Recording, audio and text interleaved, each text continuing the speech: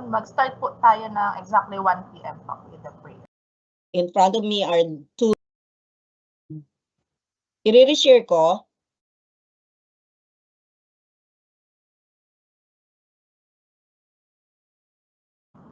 Sorry po.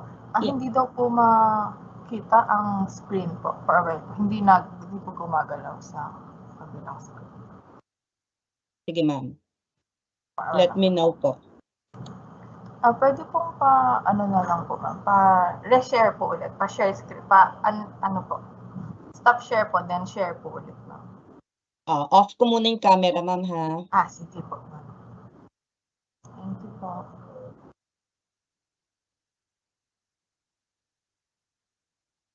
Ayan, ma'am, okay na po.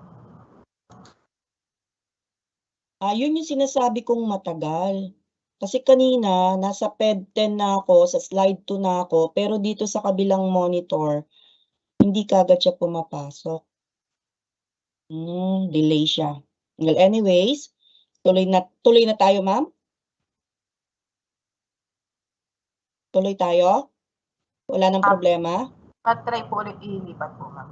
Tingnan na po natin kung malilipat siya sa kabila. Yan, nilipat ko na, nasa terminologies na yung isang laptop, while the other one is still in common terms. Sa common terms pa din po, ma'am.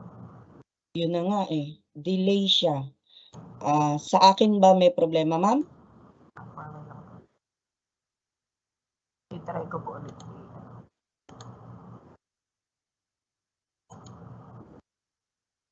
Lang po. Ang tagal bago magpalit Opo. Wait.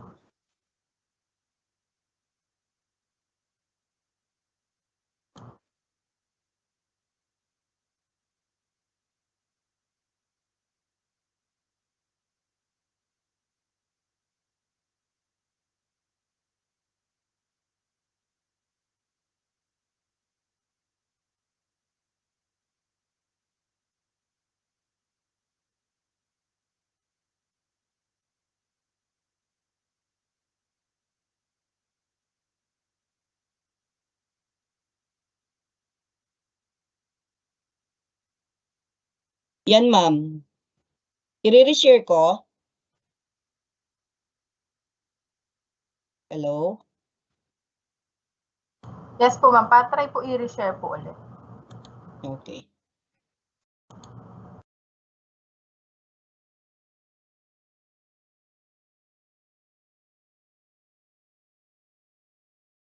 For a while lang po, girls. Ayusin lang po.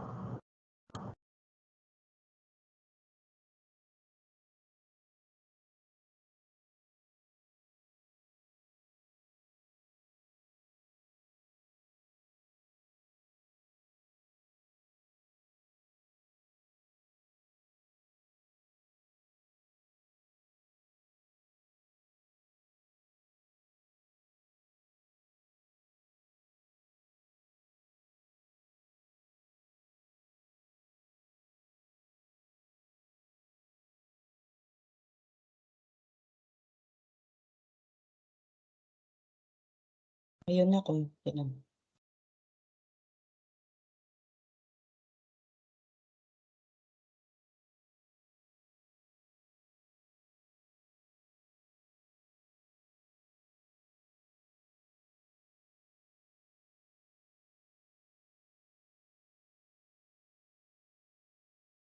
Ma'am, hindi pa rin kahit ni-reshare ko.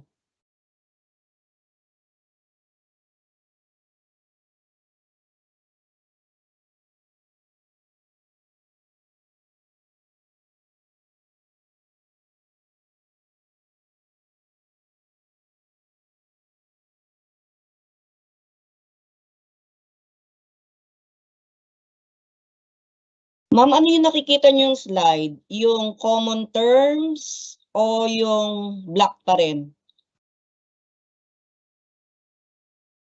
Ma'am, yung black pa din po. Naglilipat na ako pero hindi siya na Okay.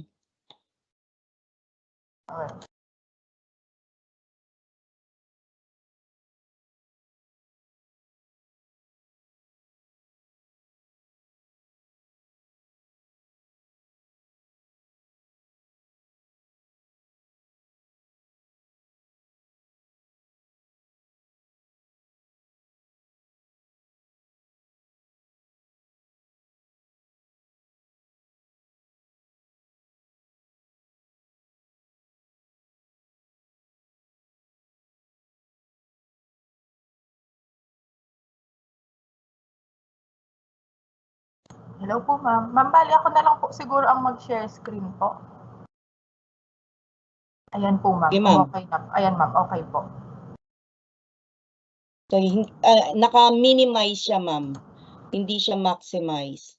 So, okay lang yan? Nakikita nyo? Tingnan nyo. Kita kaya nila?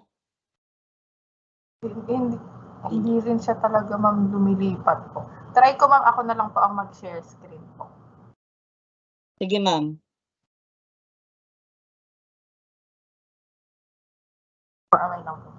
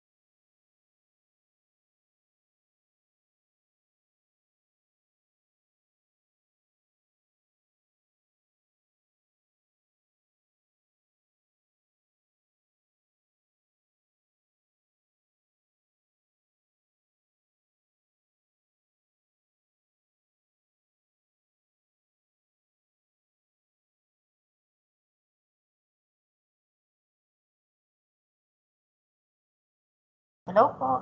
Ayan po. Kita na po. Sila, ma'am. Ako gagamitin. Sige, ma'am. Try nyo sa kanila. Yan. Sa inyo, ma'am, kita po. Opo, Pero pa-check po if kita na po. buo ba sa kanila? Sa end ko naman po is buo po. Sa end po ng mga reviewees. Hello po, Igas. Okay lang pong pa-check po if okay na po yung PowerPoint natin. Thank you. Ayan daw po, ma'am, nakikita na po. Buo po. Okay, sige. Doon na po tayo, ma'am, sa common terms. Common terms, ma'am. Sige po. So, bali, ma'am, mag-guide na lang po ako na next, please. Ganun na lang. Okay. Ayan, ma'am. Yan, okay. So, let's continue. Okay, Eagle, so let's continue. Today, we are about to discuss the different common terms in relating to special education and inclusive education. So, sorry for a little technicalities, in problems about technicalities. So, to continue with, let's have another slide. So, according to, next slide, please. Okay, so according to World Health Organization, there are 3-tier or 3-level terms that we need to know. These terminologies are very important for special education. And there will be additional, which is the exemptional learners. The first 3 tiers or level terms are impairment, disability, handicap. Okay, so let's have it one by one. So when we say next slide, please. When we say impairment, it is what we call loss or abnormality in terms of psychological, the way a person processes his thoughts. And it can also be physiological in terms of the physical aspects, such as the eyes, the nose, the limbs, the lower limbs, the upper limbs, or the body itself, okay? So let's say, putol ang paa, yung mga tipong ganon. Or even anatomical structure or even functions of the body, okay, in terms of anatomy. So that is what we call impairment. When we say disability, this time, next slide, please. When we say disability, we are trying to somehow learn the different measurable impairments a person has, okay, or even limitation impairments or limitations that somehow interferes with a person's ability in terms of his physical characteristics, such as walking, sensory functions such as hearing, looking or seeing, hearing.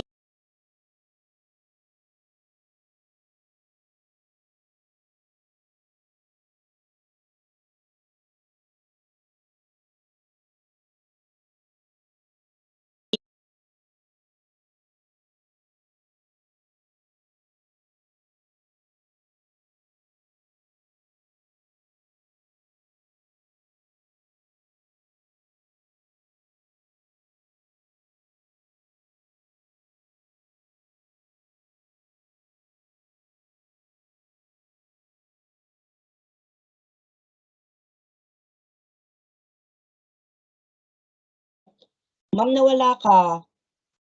Okay, on the part of the person. Okay, so instead of mental retardation or MR, it is now called intellectual disability.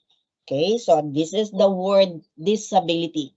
Please take note, impairment, loss, okay, disability, limitations, impairments or limitations. Later, I'll give you an example, and then I would like to ask you what is the answer, okay?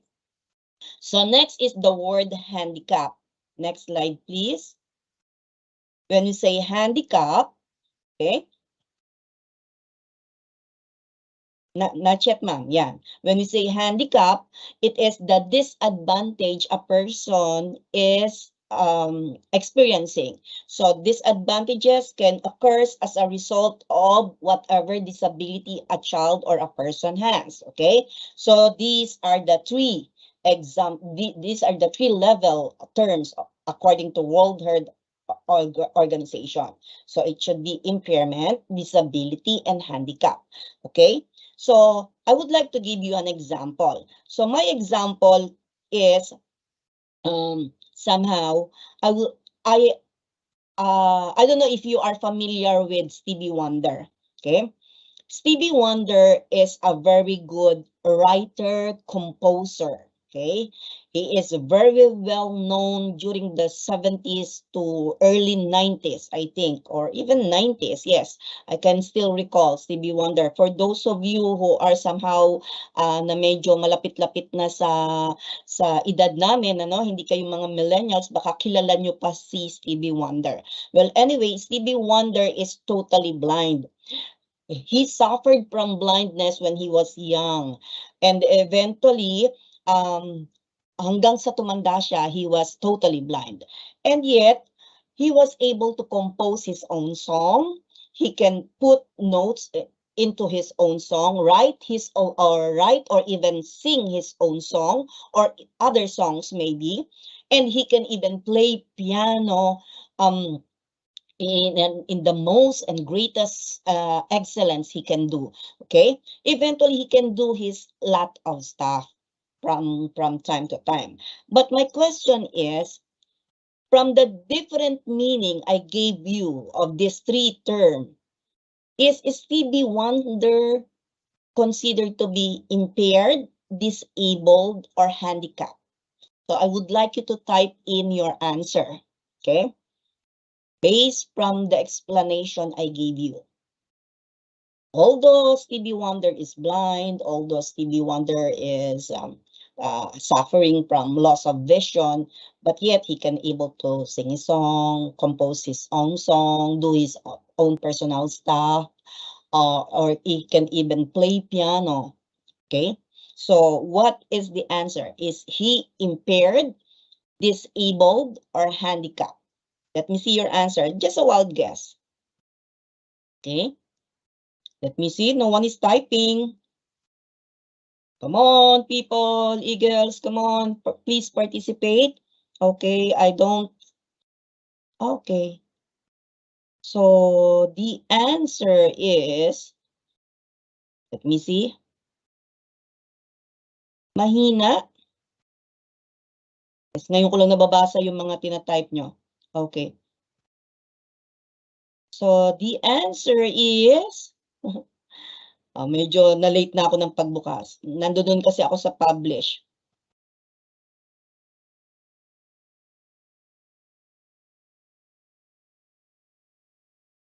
What is your answer again? I cannot see all those answers. Well, anyways, to give you the answer is disability. Okay. Because, kasi ang nangyari, kung sasabihin nyo siyang impairment, kasi you focus on the loss. Okay? Doon sa explanation ko, may nagagawa pa rin siya. So, yung measurable impairments or limitations, nagagawa niya pa rin yung kaya niyang dapat na gawin, lalo na yung skills niya. Yun nga lang, hindi siya totally nakakakita. O maaring may cane siya. But, the term used to the discussion or to the explanation of Stevie Wonder is disability compared to impairment. What if the issue or the given situation is Stevie Wonder is having a hard time to go to his bank or to his personal or to go to a park or yung mga tipong ganun because due to lack of let's say pathways. So the answer there is handicap kasi the disadvantage of his own disability. So that's the difference between the three. Okay? So to continue with, sige ma'am, skip mo na po kasi yan. So yan, dyan tayo. So to continue with, therefore, another terminology is what we call the exemptional learners. Okay? So when we say exemptional learners, is we are referring to different kinds of learners that is somehow different from the normal or even average learners. May kakaiba. So they have these special needs that is very related to their cognitive behavior as well, the way they think or the way they process their own thoughts. It can also be problems in terms of behavior such as mood swing or temper tantrums, okay? It can also be social functioning, dealing with other children, maaring hindi siya ganon ka-open or pwede naman siyang may pagka-ADHD and then eventually physical and sensory impairments and emotional disturbances and giftedness. Okay, so that's for the exemptional learners. So next to it, ma'am, for a while I'll just interrupt kasi papalitan ko yung papalitan lang po.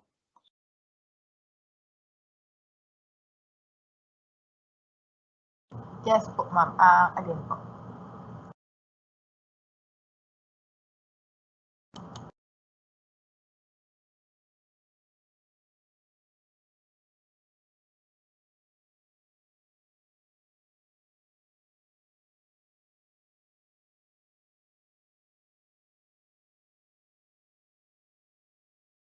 Okay.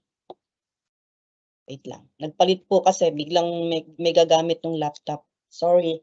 Well, anyways, so this time let's have another term. So this is what we call the LSEN or learners with special educational needs.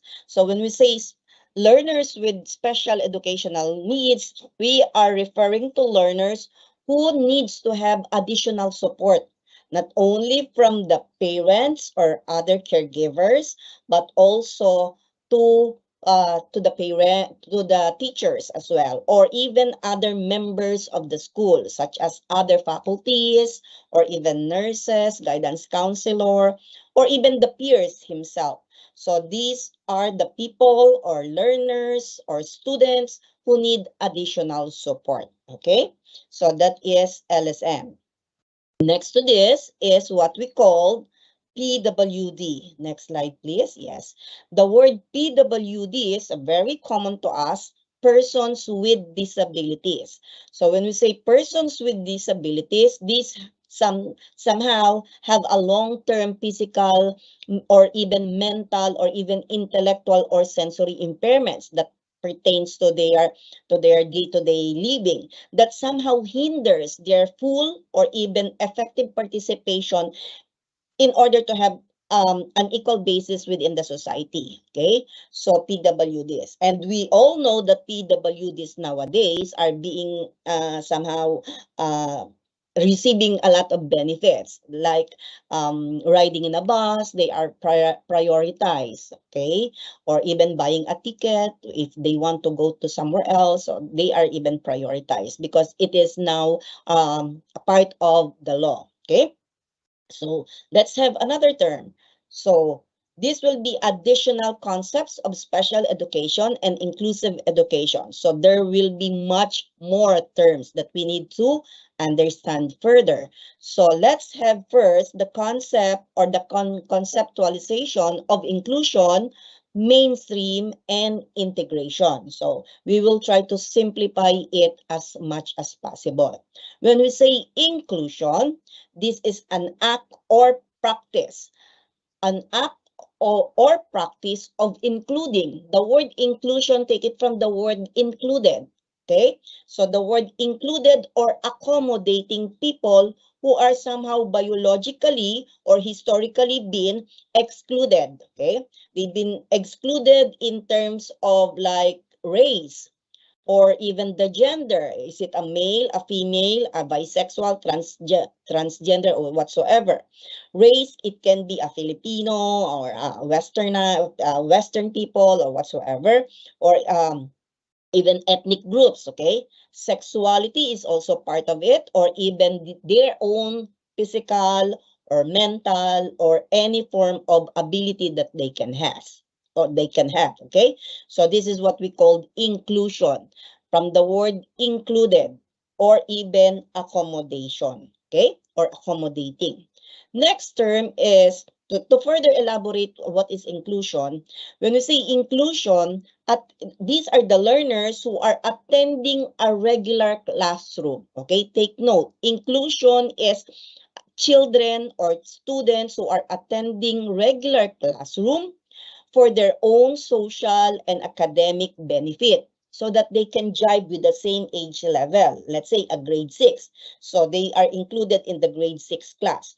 But these children are not, take note, not expected to learn the same materials as the rest of other children within the class. Okay? So they are included in, let's say, as I gave you the example, let's say Pedro is a grade 6 pupil. He was included in the same grade 6, but he is not expected to learn the same materials given to him as compared to the other members of the class. He was only included for social as well as academic benefits. That is inclusion. Next to inclusion, another term is mainstream. Okay? When we say mainstream, these are the children or students who are attending, again, a regular classroom for the social and academic benefit or benefits, but the big but here is they are expected to learn the same materials given to them as the rest of the class. So if Pedro is attending a grade 6 class, he is expected to learn the same materials as other children, his classmates, are given to them. Okay, so they can Pedro can be expected to learn the same materials, the same instructions. Okay, so there will be a bit of modifications in the subject itself or in the course itself, and there will be a little adjustment in the assessment. Example, ikaw si teacher, nagpa-quiz ka. Ang quiz nyo is 20 items, okay? You are in the regular class. You're teaching a regular class setup. So, you know for a fact that Pedro is in mainstream. So, pagdating sa assessment, kung ang passing grade mo ng 20 is half, that will be 10. So, ang mga estudyante mo naka-10, o pasado pa rin sila. Pero si Pedro ay naka-8, you will still consider Pedro as a little bit consideration. There will be a little bit consideration. That is the adjustment in terms of assessment. And that is mainstream. To further elaborate, when we say mainstream, look at the picture, the blue picture to your right, okay? The box is considered, it should be 5 children. When we say mainstream, the other person is put in an appropriate times. So, pinapasok lang siya sa klase doon sa particular na needs niya. Let's say, mahina siya sa math. Okay? Ipapasok siya doon appropriate times. Okay? Kung ano yung napag-usapan nyo during IEP. Later, I'll give you the meaning what IEP is all about. But eventually, yun yung mainstreaming. Kung kailan lang pwede siya. Kasi mahina lang siya sa math. Pero pagdating sa, let's say, sa Filipino, sa science, sa other subjects, magaling siya, okay naman siya, nakaka-adapt siya sa regular class, saka lang siya ibabalik doon sa regular class. Okay? Pero pag sinabi naman natin inclusion, there is a particular support and service given when if it is needed. So, parte siya talaga ng regular class. Included siya. For the rest of the subject, naka-include siya. Okay? Doon lang siya bibigyan ng suporta kung kinakailangan. That is inclusion. So, that's the difference between inclusion and mainstreaming. So, don't be confused about it. Well, anyways, so, when we say another term is individualized, okay, when we say individualized educational plan, this is what we call the IEP. You might hear the word IEP. When we say IEP or individualized educational plan, it is a legal document needed which somehow describe a particular educational program required and designed for a particular child. Okay, so it is a legal document that somehow discusses or even emphasizing the child's unique characteristics, requirements, and needs. Okay, so in doing a particular IEP or individualized educational plan, there should be a group of people. There will be a team that will undergo brainstorming in order to jive in a very effective and efficient IEP. So these are the people that needs to be there. Number one is the student per se. Okay, the student's voice or opinion should be heard in planning a particular legal document. Okay. Another is the regular classroom or regular education teacher. Okay, yung regular teacher or teachers maybe. Okay, another is the school system itself. Okay, the principal, the administration should be very focused or even have a wide array of understanding in doing a particular IEP. There will be also a transition service, people that will conduct the transition of the child from one grade level to another, or even one situation to another. It will guide the child in on his or in her day-to-day living. And of course, parents are very important. If the parents are not there, caretakers or caregivers rather, or such as the lolo, the lola, or the tito and the tita who are taking care of the child should always be there, because there will be a lot of contributions in designing a particular IEP. Of course, there should also be a specialized expertise, such as doctors. And doctors are in different categories, such as developmental pediatricians, okay, psychiatrists, or even kung ang bata may problema, let's say sa utak, neurologist, yung mga tipong ganon, iba-iba sila ng expertise. Another is an evaluator to evaluate the output of the child made. And of course, a SPED teacher, because the SPED teacher is the one who is very well trained in designing a particular IEP. So these are the people that involves in designing IEP. Question, okay? My question is, if, let's say, if Pedro has ADHD, while Juan or John also has ADHD. Okay? But in different section. Sabihin na natin kunwari grade 6. Can the IEP of Pedro be used by Juan or John? The answer is no. Kaya nga individualized educational plan because that particular IEP is just for the person itself. Maaring parehas silang ADHD but they do have different kinds of personality, different kinds of skills, talents, and way of processing of their mental capacity. Okay? So that particular IEP or individualized educational plan is exclusively for the person itself. Once it is already done by ang nagpo-formulate niyan yung nag-aayos niyan is the SPED teacher. Okay? It will be passed through a series of people such as there will be suggestion of the doctors and then it will be signed by the principal or anyone in the administration together with the guidance counselor or kung halimbawa may problema naman sa behavior. So pag problema sa behavior, pwedeng kasama rin si prefect of discipline para na natitrain din yung bata. Okay? So there will be a lot of people. And then once napirmahan yan, that will be the legal document at may timeline yon. Nandoon naka-organize ano yung gagawin ng bata for the day, until the rest of the week, until the rest of the month, and for the entire school year. Okay? Kaya yan pinag-uusapan.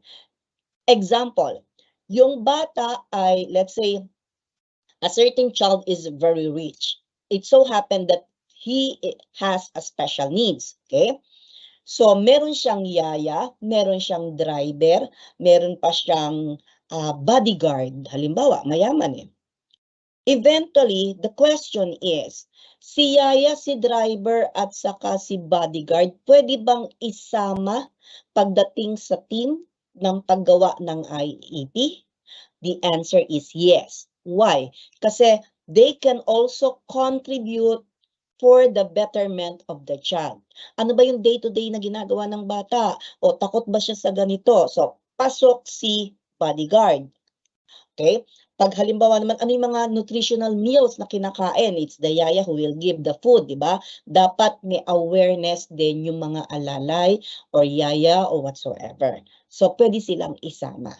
Okay? So, that is how we do individualized educational plan. So, let's proceed with another topic. Another topic is, let's compare inclusive and special education. Doon muna tayo sa student. When we say student, we are pertaining, sorry, for a while.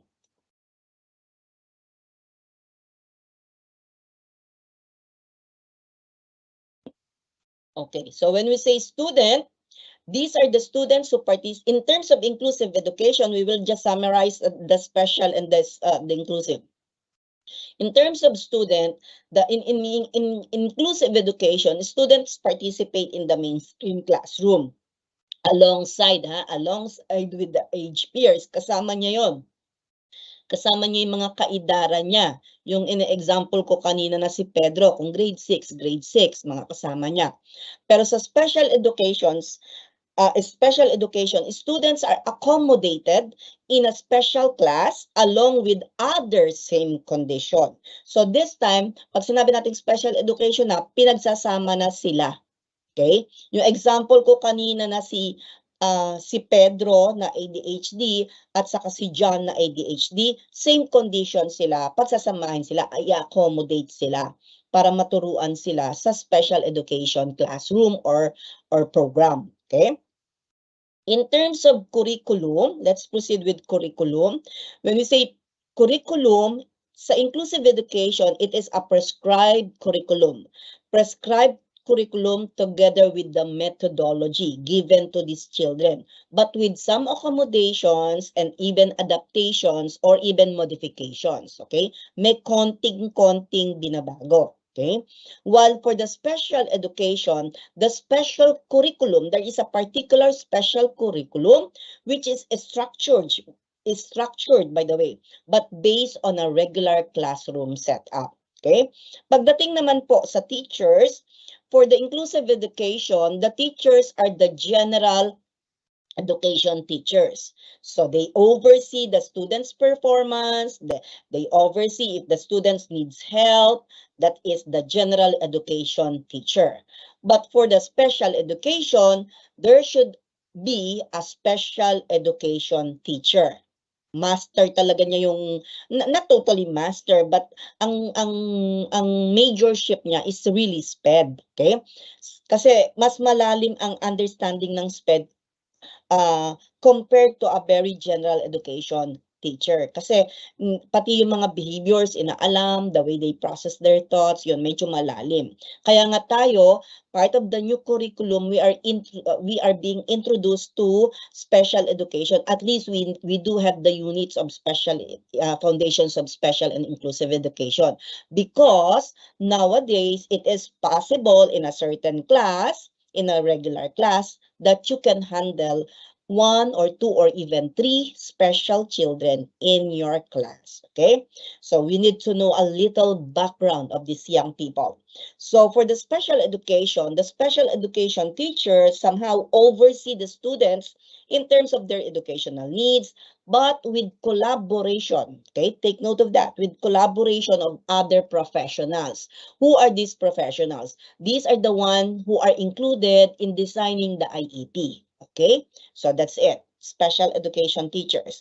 But in terms of classroom size, for the inclusive education, the classroom size, the ideal number of classroom is learners should be 30 to 35 only. Okay? So sana yan yung nangyayari sa in reality, no? Kasi there are some schools, or especially in big cities or even in big provinces or even big areas, that they have more than 35.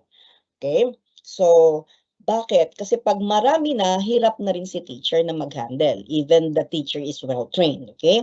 Kasi siyempre, where is the quality of the learning will come in kung medyo marami yung bata. So we are not after with the quantity of the children that we're about to handle, but we are after really with the quality of teaching and help and support that we are about to give to our students. Okay?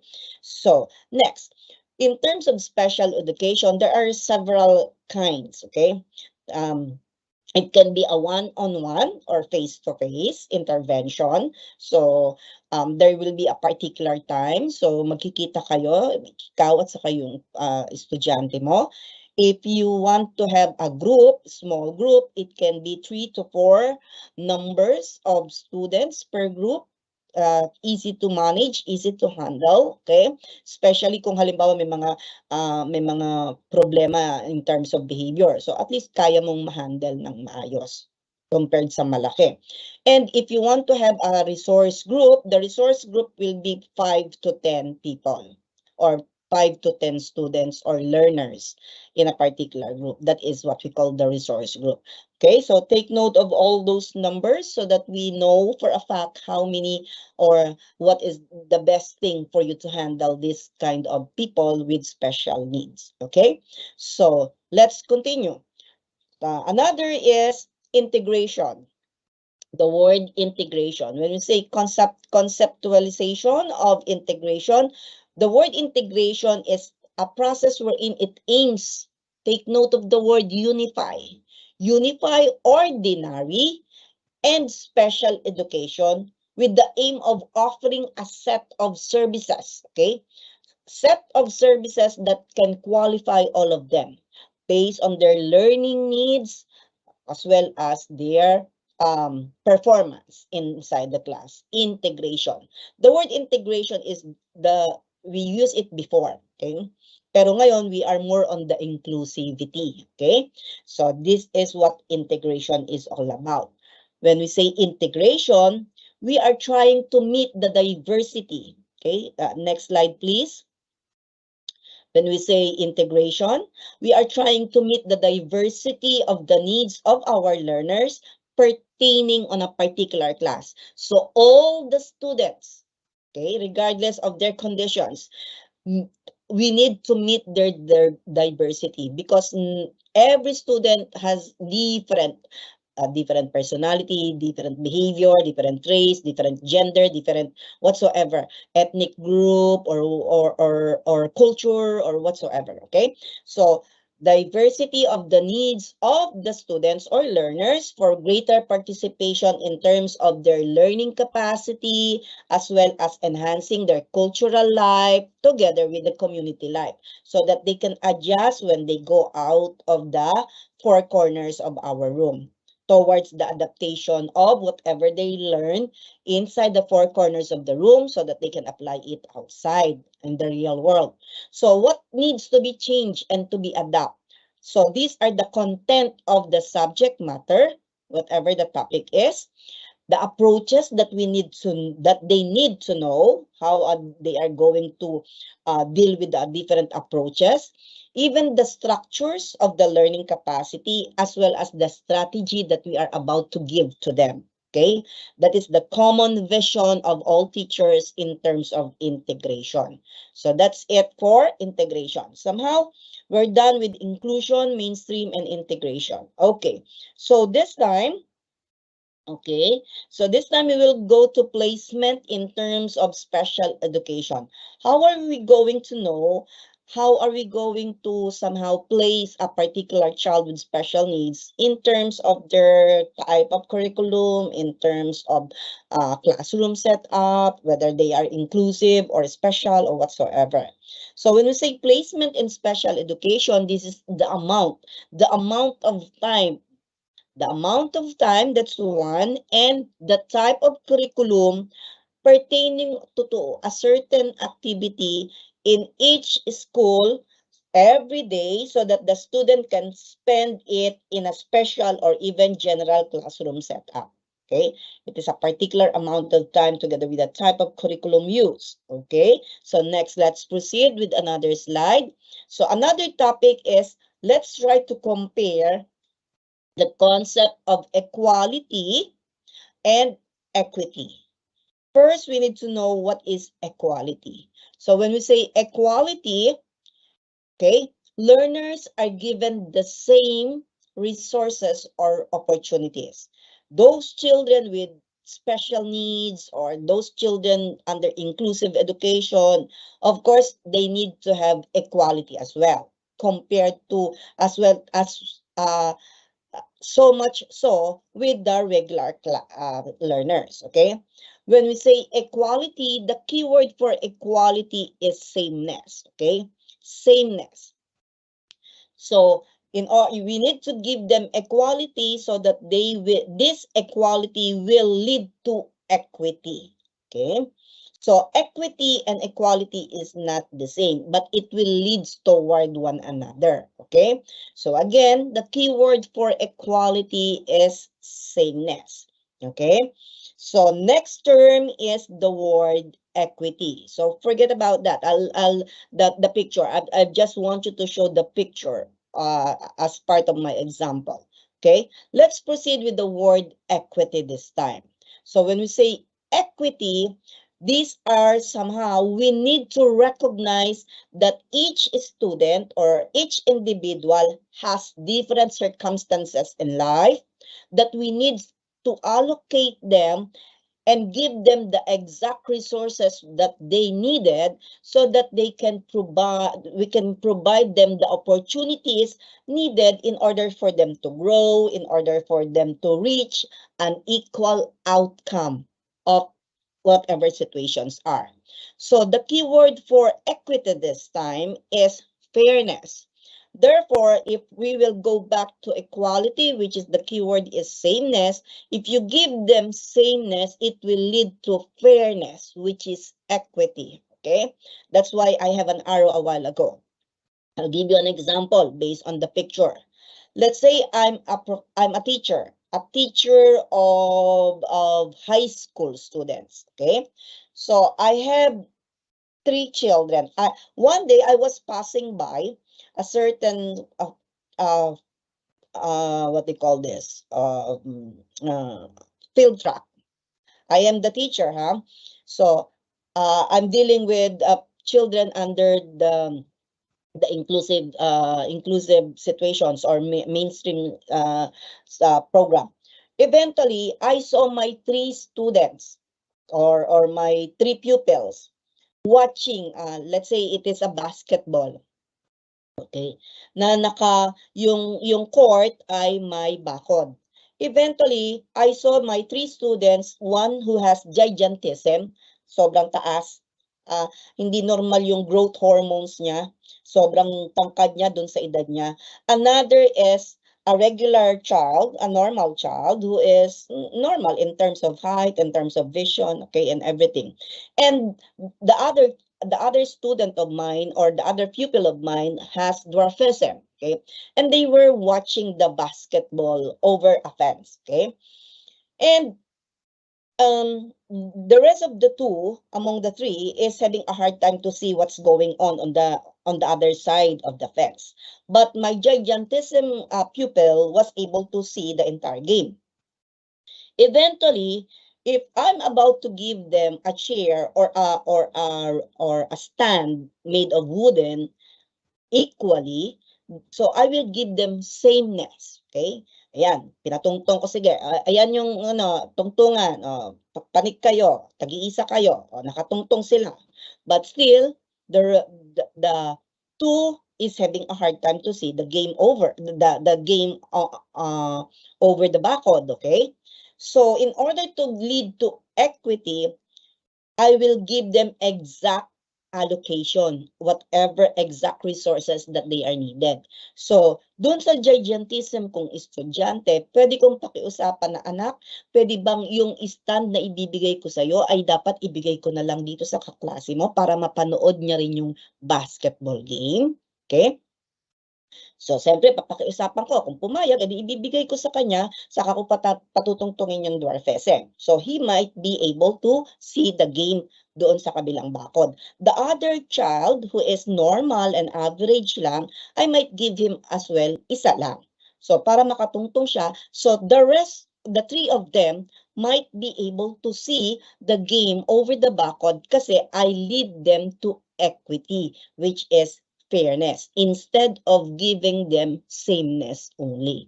Okay, so this is the difference between the 2, between equity and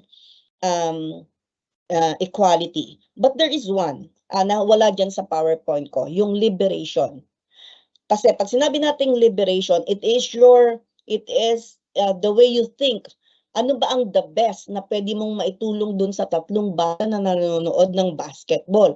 So, pwede mo silang yayain, pumasok sa loob, pwede mong pakiusapan yung kung sino man yung organizer ng game na ang mga bata ay manonood ng safety at nakaupo doon sa bench na pwedeng makapanood ng basketball o ng football yung mga bata ng nakaupo, okay? Nang hindi nandoon lang sa bakod at nakatayo't nahihirapan na nag-iintay na matapos yung game. Okay? So that is what we call liberation. Gumawa ako ng bagay na para mas nag-adjust yung bata sa sitwasyon. Okay? Ako yung nagbigay sa kanila ng liberation. So we're done with the concept of equity and equality. Let's proceed. Another concept that we need to know is, okay, classroom. So the concept of classroom, accommodation, and modification. When we say classroom, it is very obvious that this is what? A room in a school within there is a certain groups of students or people or pupils that needs to be taught. Okay, so the classroom should be conducive to learning. There should be windows. So there will be air kasi hindi naman lahat ng classroom natin are conditioned, especially in public, okay? But there are so many beautiful classrooms, well ventilated, tapos mahangin, 2 ang pinto, blackboard sa harap, may electric fan, maganda ang silya. Okay. Pero nowadays, dahil sa sobrang init, kung alam ko naman na alam nyo na maraming nagrereklamo ngayong mga bata, kaya they were trying to make it blended kasi nga sa sobrang init, nahihirapan yung mga bata na pumasok pa sa school. Kasi mismong sa room nila ay mainit, hindi sila makapag-concentrate. But anyway, that is what we call classroom. Next. When we say accommodation, another term, when we say accommodation is giving minimal assistance. Accommodation is when we try, as a teacher, we try to give them minimal assistance to the learners with special needs. Ito yung mga LSM. But using the same tasks as everyone has. Okay? Kumbaga, kung ano man yung binigay mo sa regular classroom mo, ibibigay mo rin doon sa estudyante mo, accommodation ang tawag doon, but with minimal assistance. You are trying to accommodate them using the same task. Okay, please take note of the word leveling the playing field. So that is what we call accommodation. This leveling the playing field can be a keyword. Kaya nilalagay ko siya diyan. Okay? Can be a keyword para mahanap nyo ang answer is accommodation. So what need to be done by the teacher? So it can be an extension of time, a little bit extensions of time so that the child will have additional instructions, whether you gave them assignments or not. Or you can even give them frequent breaks kasi nga mahirap yan, lalo na kung yung mga tipong ADHD. Yung tipong ADHD, yung one hour continuously, mahirapan ka na doon kasi they will try to fidget, they will try to roam around anywhere in the part of the room. Okay, so you can even change the classroom activities one after the other para kahit papano hindi sila nagsasawa. There can be also preferential seating, allow them to choose their own seating style or seating places, or you can even have physical arrangement of your room per se.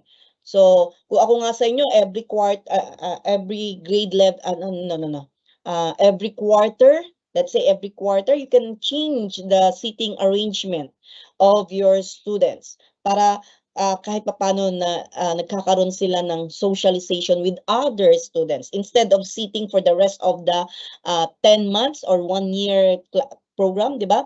Instead na nakaupo sila dun sa dati nilang silya, lipat-lipat mo naman every quarter, okay? Another is, as a teacher, we need to give them copies of notes or even copies or guided notes or instructions so that makatulong yon habang binabasa nila at home, okay? Peer tutoring is also needs to be considered, yung mga kaibigan nila na malapit sa kanila or even teacher tutoring. So, pwede yon, mag-tutor sila. That is what we call accommodation. Another term is, let's proceed with another term is modification, okay? When we say modification, there will be changing. From the word modify, changing some parts. Changing some parts of the task of the child with special needs. So the keyword for this modification is changing the playing field. Okay, changing the playing field. So that is modification. So what needs to be modified? So these are the things that needs to be modified. It is the course itself of the student, the course or the subject itself, the standard that you need to, if you are very strict, then the child is having a hard time to somehow adapt with your strictness. So try to be a little bit lay low in terms of restriction and standards. Okay, you can even also look for a proper timing or good locations. So, the location should be conducive to learning. Scheduling is also needs to be done properly based on the needs of the child as well as the ability of the child, okay? And of course, in terms of modification, we need also to change some expectations, okay? We need to somehow level up the expectations from them. Yeah. Kasi kaya naman nila yan, basta nagagabayan lang natin, okay? Next. So this time, next topic should be, next topic please, models of disability. When we say models of disability, we are pertaining to medical as well as social, okay? medical as well as social. So dalawa po siya ha,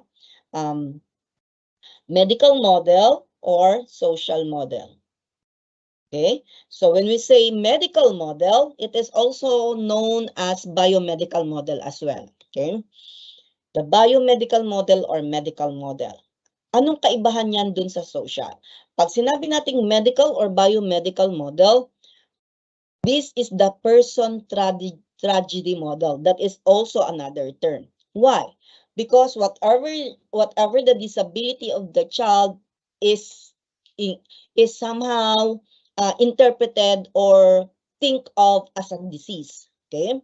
Such as what? Disability is caused by the physical limitation of the child, the mental instability of the child, or even the sensory loss.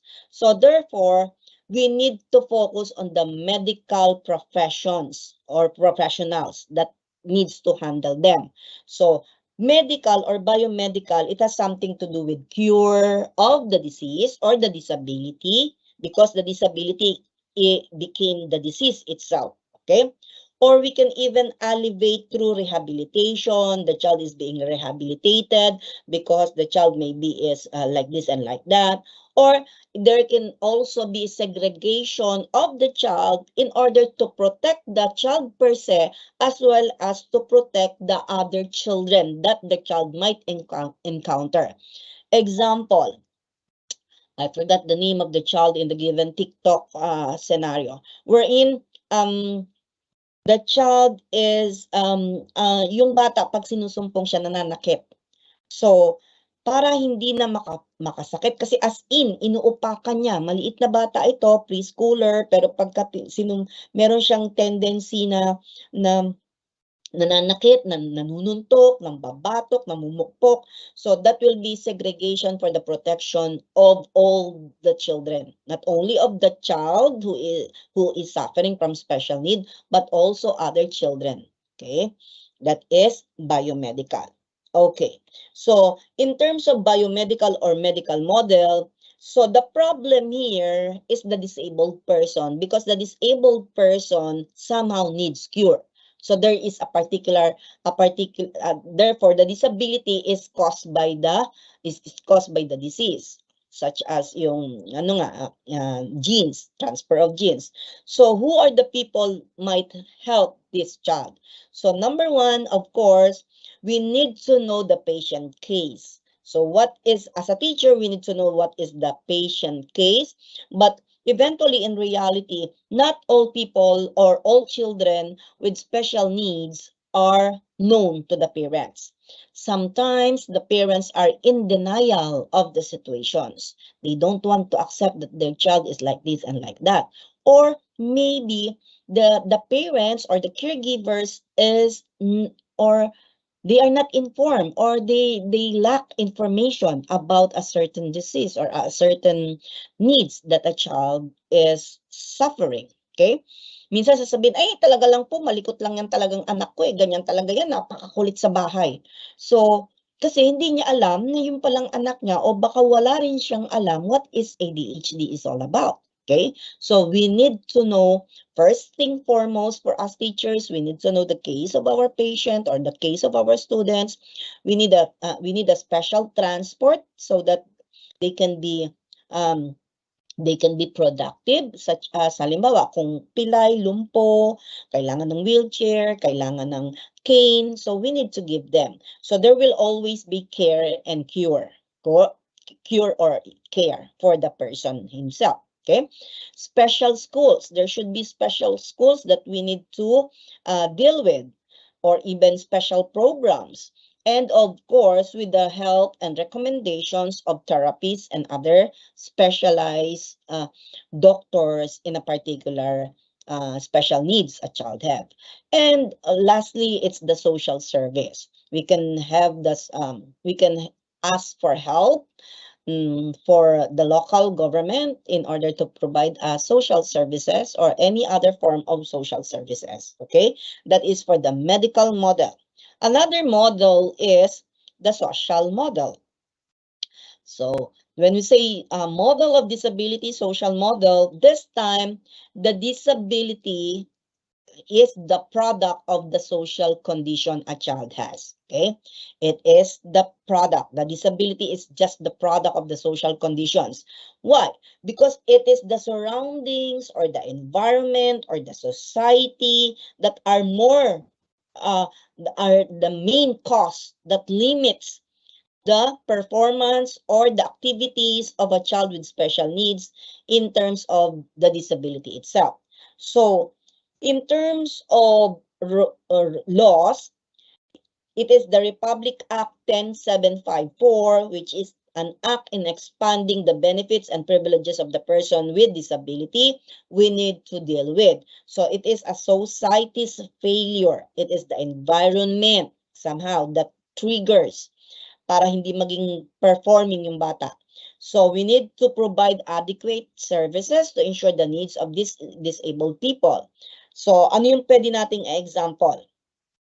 Another is, next slide please ma'am, para makita nila yung Republic Act pa na isa. Okay. The other one is the Republic Act 9442. The 9442 was revised. So it's no longer 9442. We will be adapting or we will be using the RA 7277. It was the revise of 9442. Amended, okay? So it's the Magna Carta for disabled person. So meaning to say, part of the disabled person, in order to make them useful, the social model, a good example is, let's say, have you been to McDonald's or Jollibee or Chowking? You will notice kung halimbawa elevated yung institution or yung building, they have steps, right? So, merong mga 3-4 na steps, papanek.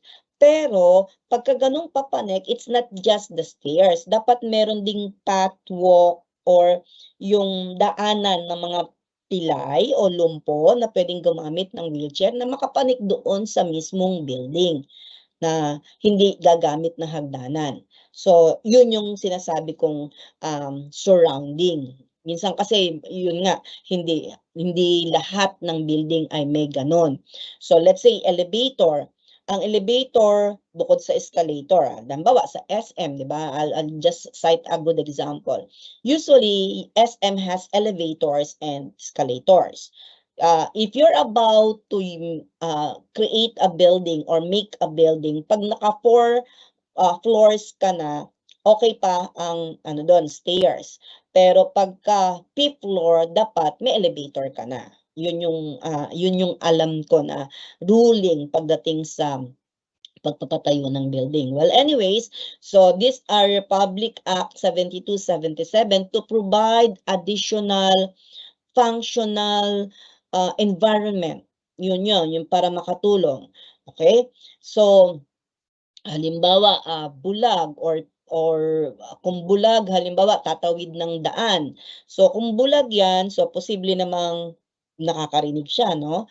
So, pwedeng with the use of whistle or pwedeng yung intersection may nagga-guide. Sa ibang bansa nga bago ka tumawid ng daan, so they really follow the crossing, the intersection. If it is stop, if it is go, they really follow it religiously. Not here, compared here na sometimes we cross even if it is red, right? Lalo na kung wala naman tayong nakikitang red lights. Lalo na kung wala naman tayong nakikitang dumadaan ng sasakyan. Well, anyways, okay, so that's it.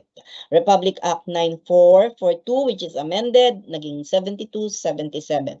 It should be the surrounding society and environment that needs to be given proper attention. Okay? Next, so if it is dealing with the model itself, so the problem here is the disabling society. Okay? So here, so we need to get rid of the prejudices and discrimination among children with special needs or special or with disability.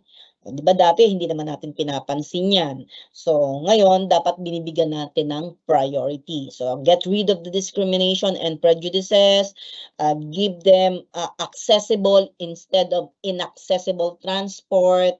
Okay, I'll just cite an example.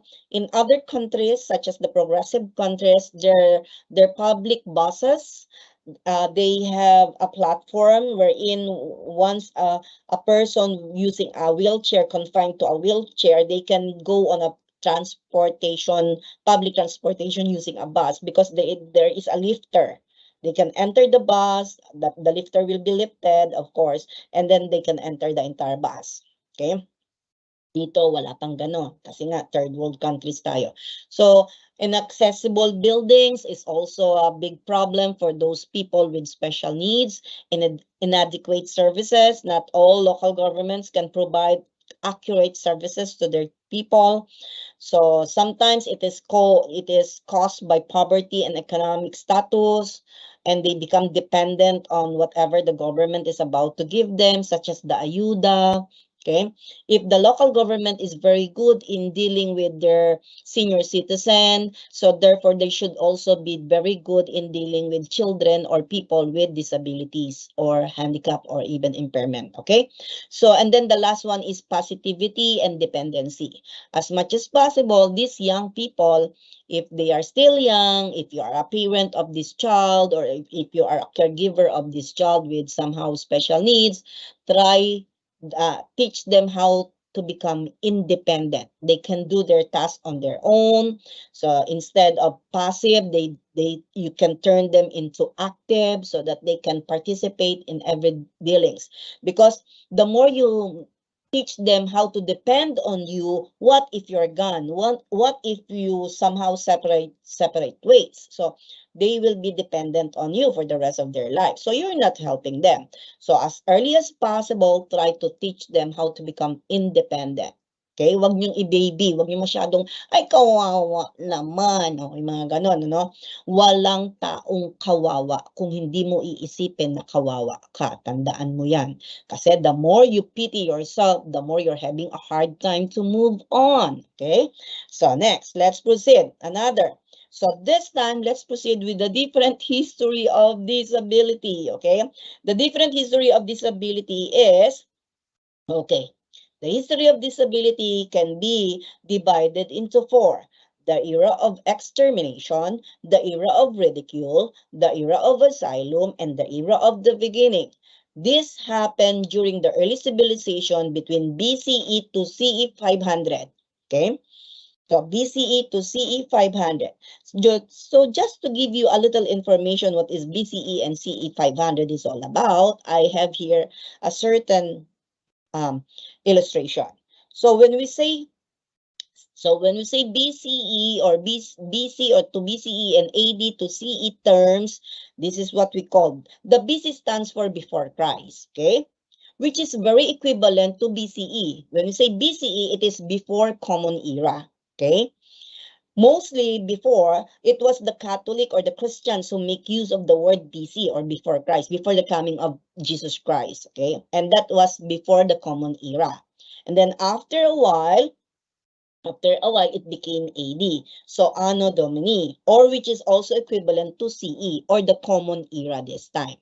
Okay, the before AD is the 1950. That is in the middle. That is before present. Okay, so AD 1950. It is between 1500s to 2000. Okay, so this is it. So let's have first the era of extermination. So can we have the next slide please for the era of extermination? Proceed po tayo ulit. Era of extermination, next po. Para makita na nila yung picture or description. So thank you ma'am. For the era of extermination, how do people survive then?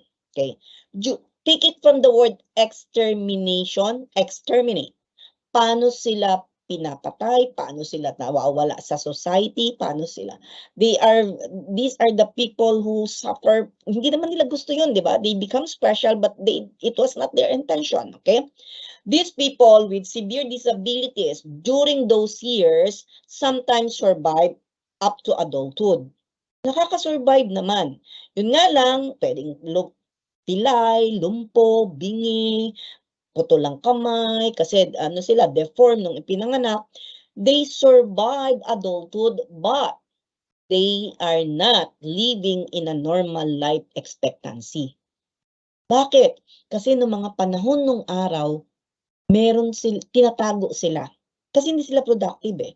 So naiiwanan yung mga taong may disability nung araw or may mga special conditions, they are hidden inside the room, inside the house. They are the one doing the household chores. Although lumalaki naman, sila yung mga naiiwanan sa mga anak o kapatid or whatsoever. They are doing the laundry and everything. Kasi the rest of the family members, such as the parents, they are the one working, like farming, hunting, so forth and so on. Okay?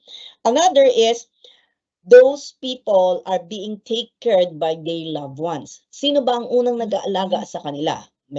Whether bulag ito or pipi or whatsoever conditions, it is their parents or their loved ones who are taken care by the disabled members. Okay?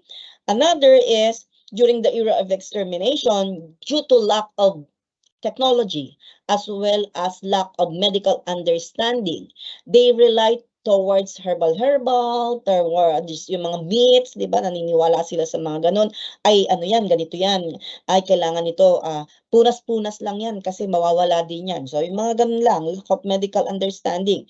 So, sometimes, these people who are suffering from ailments, meron na silang special conditions. Sometimes when you open the door and you will only saw them, they already died on their bed space, on their bed already. Okay, so namamatay na lang kasi nga hindi nila alam kung paano gamutin. Okay, so another, during the era of exterminations, there is complications, especially during at birth, shortly after birth. Sometimes children suffered from complications such as nilalagnat, sobrang lagnat, mataas na, or nagkakaroon ng infection. Kaya for that matter, they are exterminated. They died eventually without even knowing what is the cause of their death. Okay, so that is infections. Another, they are being killed. They are even hung in the area where they live. So this is because due to economic reasons, because people those days are having a hard time to earn money for their own living.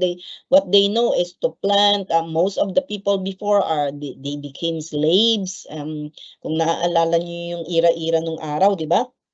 And for that matter, those people with special conditions, they are killed or even hanged in the park or in their area. Okay, so another is, they are being killed for religious reasons. Okay, feeling nung ibang tao, they are being possessed by a demonic possession. Okay, ito yung especially may mga mental illnesses like yung mga schizophrenic, yung mga ganun.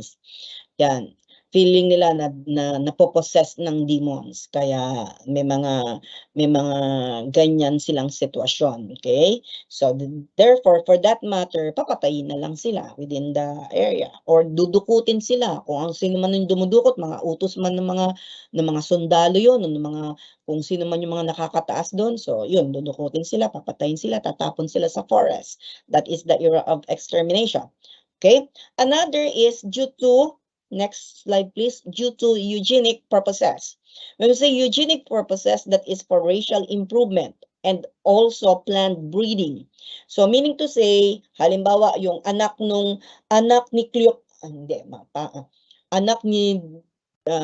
Demetrius, na lalaki, matangkad, gwapo, may tsura, mga ganon, matalino. Tapos ipa-partner sa anak nung nandoon sa kabilang barangay, yon. Ipa-plan silang maging mag-asawa. So racial improvement 'yon para ang mga taong susunod na generation, yung magiging anak nila, matatalino, magaganda, matatangkad, and so forth. Planned breeding. And that is what we call eugenic. Okay? That's for the era of extermination. Okay. Another is How do they be exterminated? So they are being starved to death. They are put in a dungeon. Kung mapapansin nyo, yung mga panahon ng araw, yung mga palasyo, yung mga kastilyo, may mga kulungan sa baba, tapos they are being chained or starved to death. They are hung, whipped, caged, kinikage sila dun sa mga area na tapunan ng mga kalaban. Let's say mga sundalo ang humuli sa kanila, yung mga huling sundalong kalaban, ikukulong doon, kasama nila minsan yung nandoon sa kulungan yung may mga mental or may mga disabilities, okay? May mga special conditions. So hanggang sa mamatay sa gutom, hanggang sa itapon na lang, ipakain sa mga hayop sa forest. There are times na meron pang akong nabasa, ang panahon daw ng era of extermination, pagka lalo na worse yung tao, itinatali magkabilang kamay, tapos paa, tatali. Tapos sa bawat braso, sa bawat paa, may naka-attach sila doon sa kabayo. Saka hahampasin yung kabayo para yung kabayo biglang magtatatakbo. So eventually, napuputol sila. So that is how people died eventually. Okay? Yung iba naman minsan sinusunog sa plaza. Okay? That is part of the era of extermination. Okay?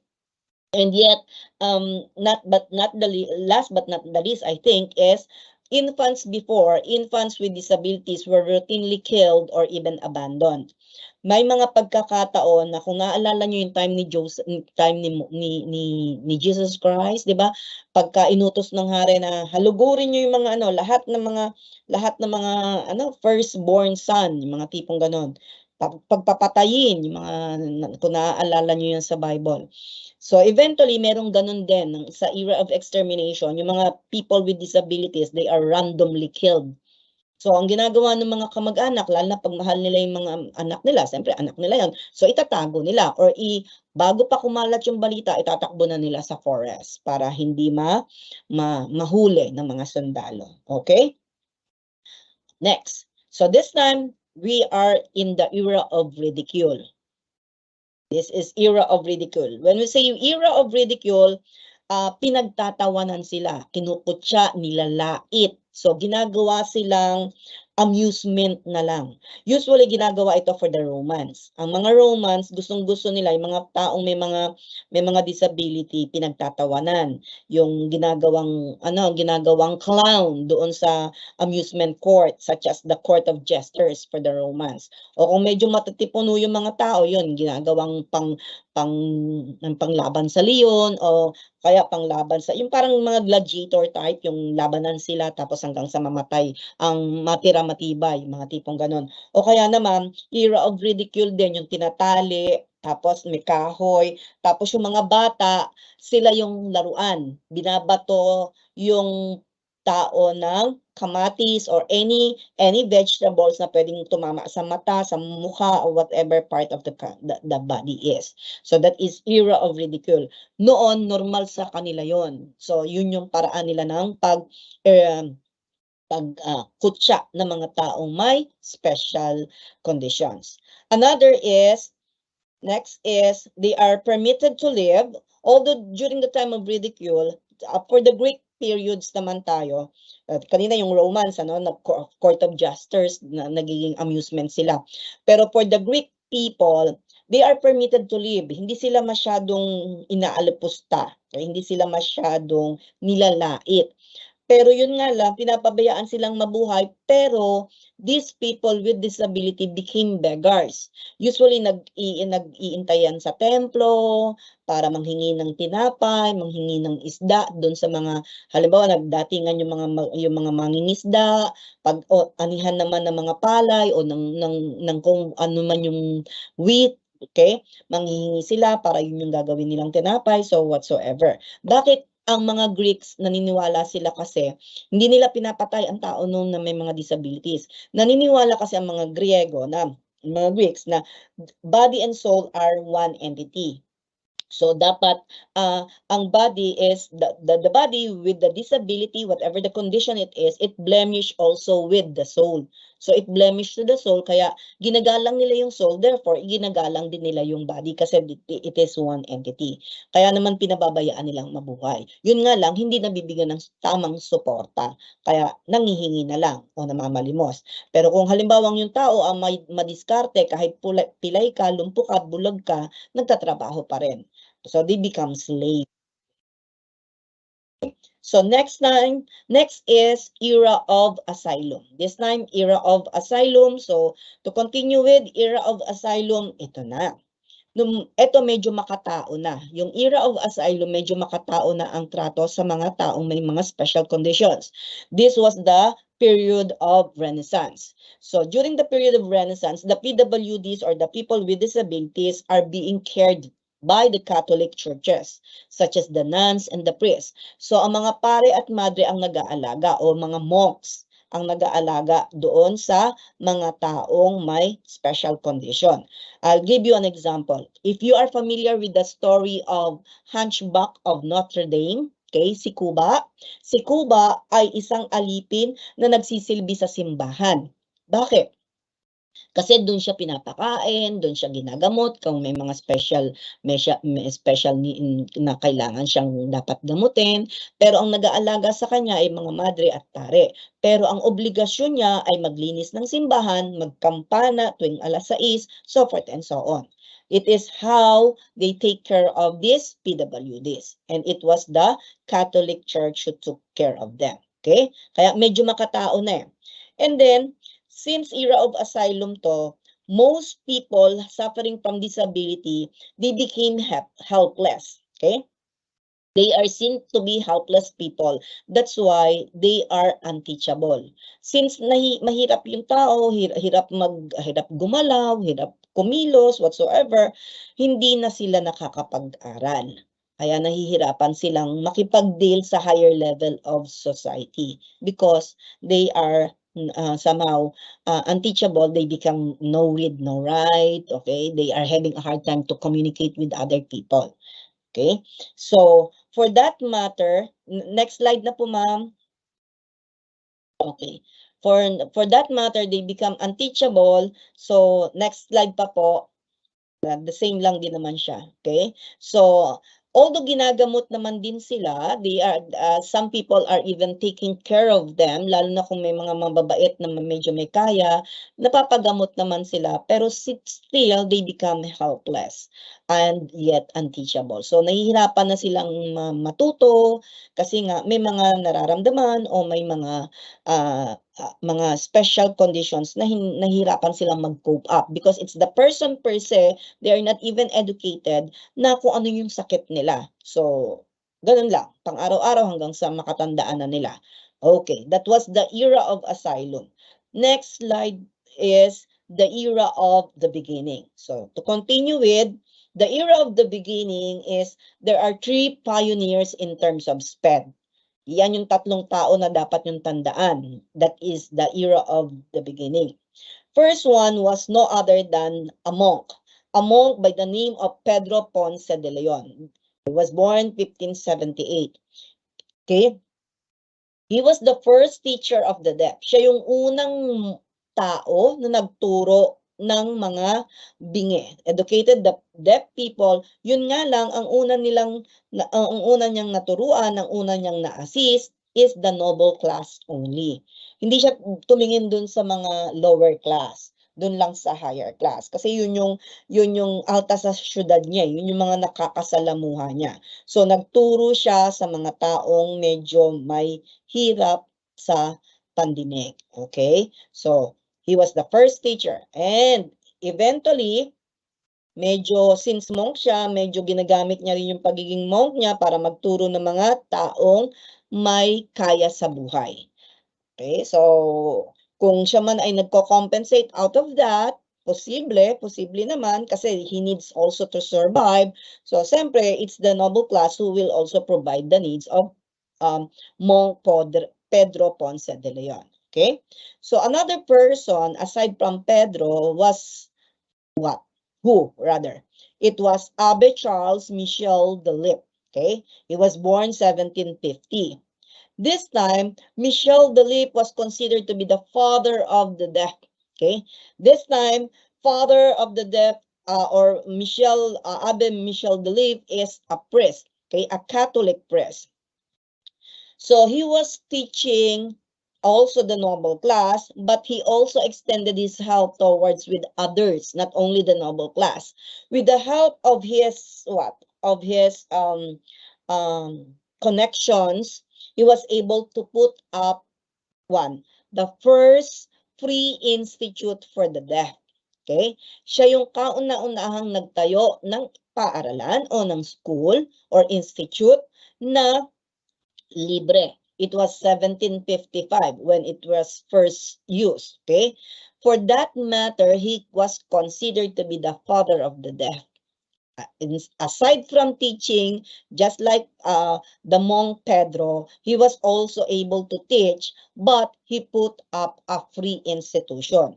Okay? At yung school na yon, so dahil maraming natulungan, mayaman at mahirap, doon siya kinonsider na father of the deaf. Okay? Sorry. Yeah. Okay. Okay.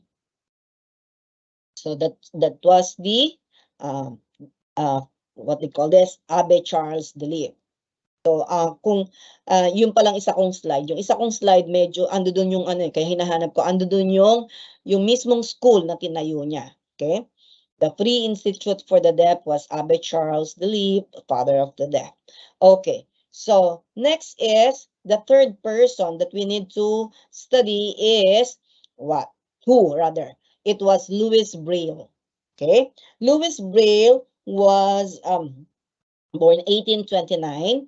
He was the first person who used his own tactile system, so that these deaf people can read, can write, or sorry, for the blind. So that this is for the blind.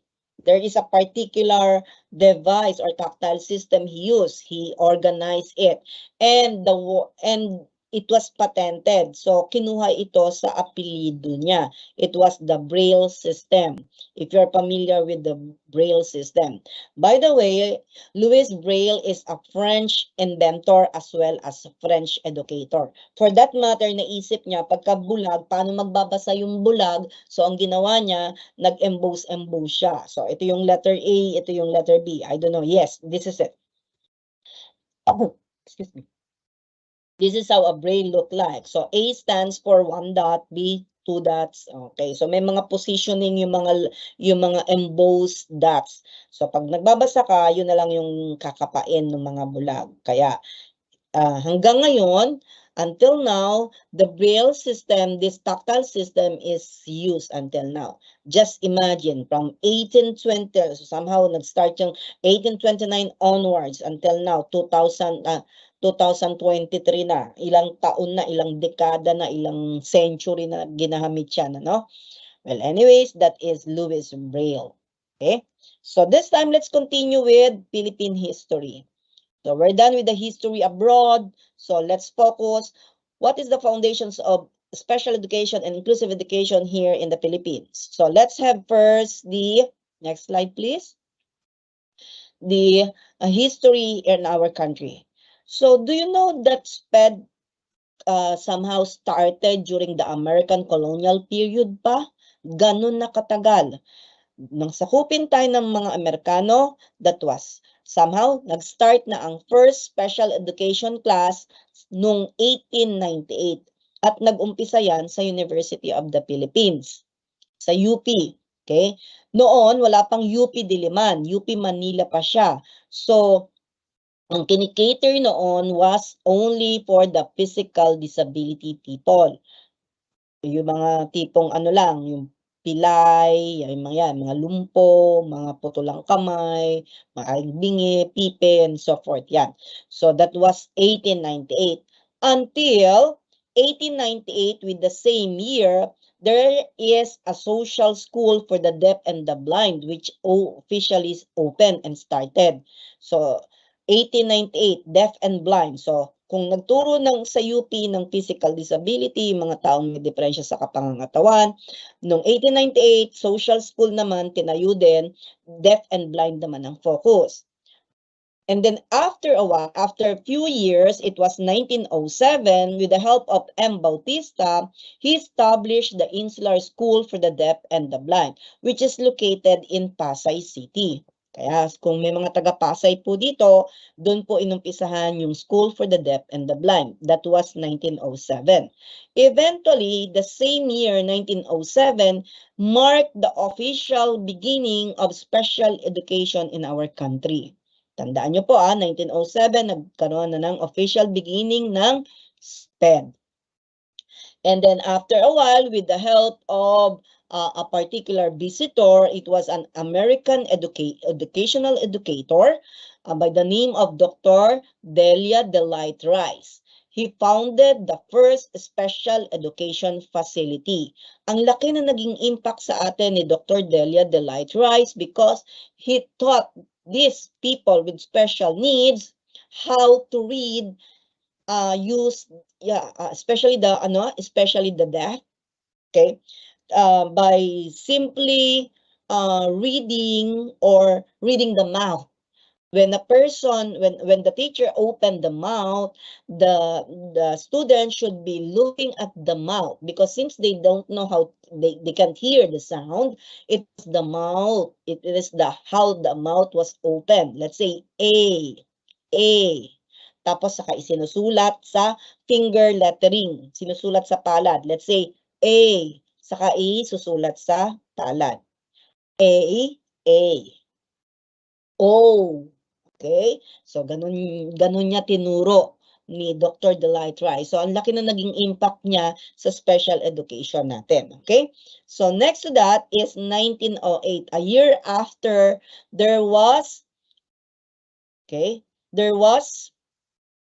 we're done with that, ma'am. Okay. Sorry, hindi ko nakikita. We're done with Dr. Delight Rice. Yes. A year after that, there was a Harrison International School in Pasay City. It was 1908. So, nadagdagan na, nag-i-improve na from 1898 to 1907 to 1908. So, nag-i-improve na. Nagkaroon ng additional school, Harrison International School. Okay, so this one, it caters kasi somehow may mga ano tayo dito may mga Amerikano tayo kaya nagkaroon na ng international school. Okay, next slide please. That was 1917. It took them from 1907 to 1917, it took them 10 years to formulate a certain act or a certain law. Act number 267 enacted by the Philippine Legislature. That was January 10, 1917. So, nag-start ang SPED 1907, tapos nagkaroon ng batas o isang act na magpapalawig ng ating mga kabataan na may special needs. Dumaan ito sa Philippine Legislature natin. Kung maaalala, kung makikita nyo sa palabas, mga panahon ng araw, ganito ang itsura nila. Ganyan yung mga tipong Supreme Court natin na bago nila ipinasa. Okay, ganyan ang pananamit nila. Well, anyways, after this year, next slide. So, next slide is the first government orphanage was being marked in the beginning of the National Child Welfare Program. So, nadagdagan pa. This time, nagkaroon na ng government orphanage, meaning to say it's for free. We cater the special children with special needs free of charge. This is what we call the National Child Welfare Program. Okay? Next slide is 1925. 1925, there was the development of the Welfare Children's Village in Mandaluyong. Okay, this is the school for the people, this time, not with physical disability, but with mental disability. The way they process their thoughts. Mga schizophrenic, mga narcissistic personality disorder ba yun? O mga parang tawag nga nila noon is baliw. Kaya doon nilagay yung sa Mandaluyong. Until now, nag-exist yung hospital na yan for the mental retardation. MR pa ang tawag nun. But ngayon, it is intellectual disability or difficulty. Okay? It officially started December 3, 1925. So that was the year, 1925. Next to this is, yan, medyo lumawig na tayo, 1972 na. 1972 kung saan it was President Marcos Sr. ang ating presidente ng mga panahon na yon. Schooling was being required this time. So kung nung araw hindi nakakapag-aral ang children with disability, by this time ni-require na ang mga bata 1972 na mag-aral, especially the handicapped children under the law. Okay? But after a while, nung nagkaroon ng martial law nung September 12, pansamantala, since magulo nun sa Manila, pansamantala nagkaroon ng tinigil, inabolish muna yung mga klase for the special children with special needs. So inabolish muna yon ng mga bandang September of 1972. But later, next slide please. So nagkaroon ng improvement, okay?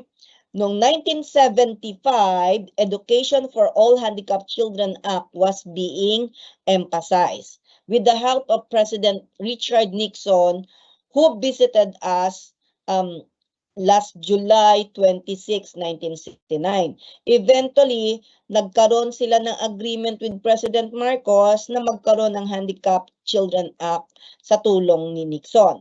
So, it was open and signed November 19 of 1975. It took them 6 years pa. Okay? So, pinag-isipan nilang mabuti. So, after nun, nagkaroon na ng comprehensive. Okay, ma'am, next slide please. By that time, it became a landmark law requiring schools to provide what? To provide comprehensive education plan with for students with disabilities. So, mas pinalalim pa nila, pinag-aralan nila, binigyan nila ng pondo, pati yung curriculum umpisa nung time na ni Marcos Sr. Eventually, pagdating naman sa DEX, 1988, next slide please. 1988, DEX issued a special education guideline. So nagkaroon ng additional guidelines and framework. Given by the government, pinalawak ang policies at nagkaroon ng mga initiatives to support those children with special education needs. So kagawaran ng edukasyon or 1988 DEX, Department of Education, Culture and Sports pa nung araw. Eventually, we're done with the Philippine history and SPED. The rest are history. So this time, let's focus with the different legal bases. What are the different legal bases? So we will start with RA 3562. 3562, medyo luma na siya. So Act of to Promote the Blind People. So this time, yung RA 3562, nakafocus ang training sa SPED teachers. Kasi nga, hindi pa sila marunong gumamit ng Braille and so forth. Tapos nagkaroon ng institutionalization for the programs, residential school programs, kung saan pwede silang ang mga bata pwede na mag-stay muna for the while at na-establish na ang kauna-unahan nating printing press. Establishment of the Philippine Printing House for the Blind. Dito nila nilimbag yung Braille system natin, mga libro, ginamitan na ng Braille, tinuruan ng mga teachers, additional training for the use of this tactile system. And then next to this is RA 5250. RA 5250, that was 1968, pinalawig, nagkaroon ng social concern at welfare towards the integration of the people, especially those with disabilities. So nagpalawig ng training ng teachers, tapos nagbigay ng budget. There will be an expenses disbursed by the director of the public school. So nagbibigay na ng budget, nag-set up ng mga pilot classes kung saan doon tuturuan yung mga may kondisyon ng blind, may deaf at kung ano-ano pa. Tapos inumpisahan na rin nila yung research. They tend to set up research and survey projects. Kasi sa bawat localities, nagsisurvey na kung ilan ang bulag, ilan ang pipe, ilan ang bingi, so forth and so on. And they provide also scholarship so that this particular scholarship support the children with special needs. And it was created every year. Iba-iba yan, ha? It was continuous. Next to RA 5250 is PD 603. And it was series of 1974. It is what we call the Child and the Youth Welfare Code. So, ang PD 603 1974, ang nakalagay doon, there should be at least one special class in every province. A special class that will cater those children with physical handicap, mentally retarded, emotionally disturbed, or even gifted. It's not only focused with the child itself, but also focused for the youth people. Kasi yung iba nga hindi natutukan, diba? So lumaki sila na ganun may kondisyon. Halimbawa, nung araw, yung mga cleft palate, cleft lip, o yung tabingi ang paa, yun yung mga common kong nakikita nung araw. Okay? So, that is at least one special class in every province. Next, Batas Pambansa. Next to this is Batas Pambansa 232. Batas Pambansa 232 or Education Act of 1982. Based to that Batas Pambansa bilang 232 is according to them in section 24 special education service, it is the state who will provide the responsibility to provide what to provide a further recognition of these people together with improving the context of formal education, plus there will be additional services to meet the needs of these people. There will be a certain the needs of the certain clientele, and the clientele that referring is those people with special needs. Okay, that was section 24. Yet Article 2 special education, it requires somehow modification of the curriculum, modification of the instructions, a lot of modification, or even the school practices, nagkaroon ng pagbabago in order to develop somehow the services given to these children, in order for the students to maintain or even explore with the maximum capacity that they can have or they can learn inside the class or inside the school. Okay, so another which is very common is another po, so is the 1987 constitutional article 14. Based from the 1987 constitution, it is under section 1, it is the state that shall protect and promote the right of all citizens, regardless if they have special condition or not, to receive a quality education at all levels. Quality education at lahat ng antas, magmula daycare, elementary, high school hanggang college. Okay? So sabihin pa natin hanggang post-graduate programs. Kasi marami tayong even until now, maraming postgraduate na may mga special conditions. Okay? Another yung binanggit ko kanina was RA 7277. The Magna Carta for Disabled Person, which was this was the year of 1991.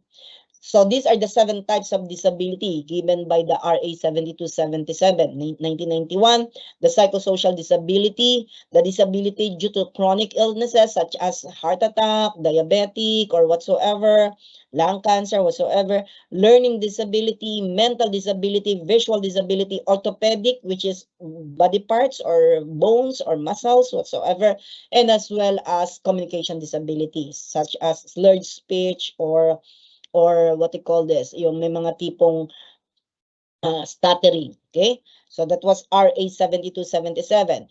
The RA, next slide please, the RA 7277 series of 1991, section 12, it is access to quality education. The disabled persons are provided access to quality education, and Dinagdagan pa nila ample opportunities to develop a certain skills.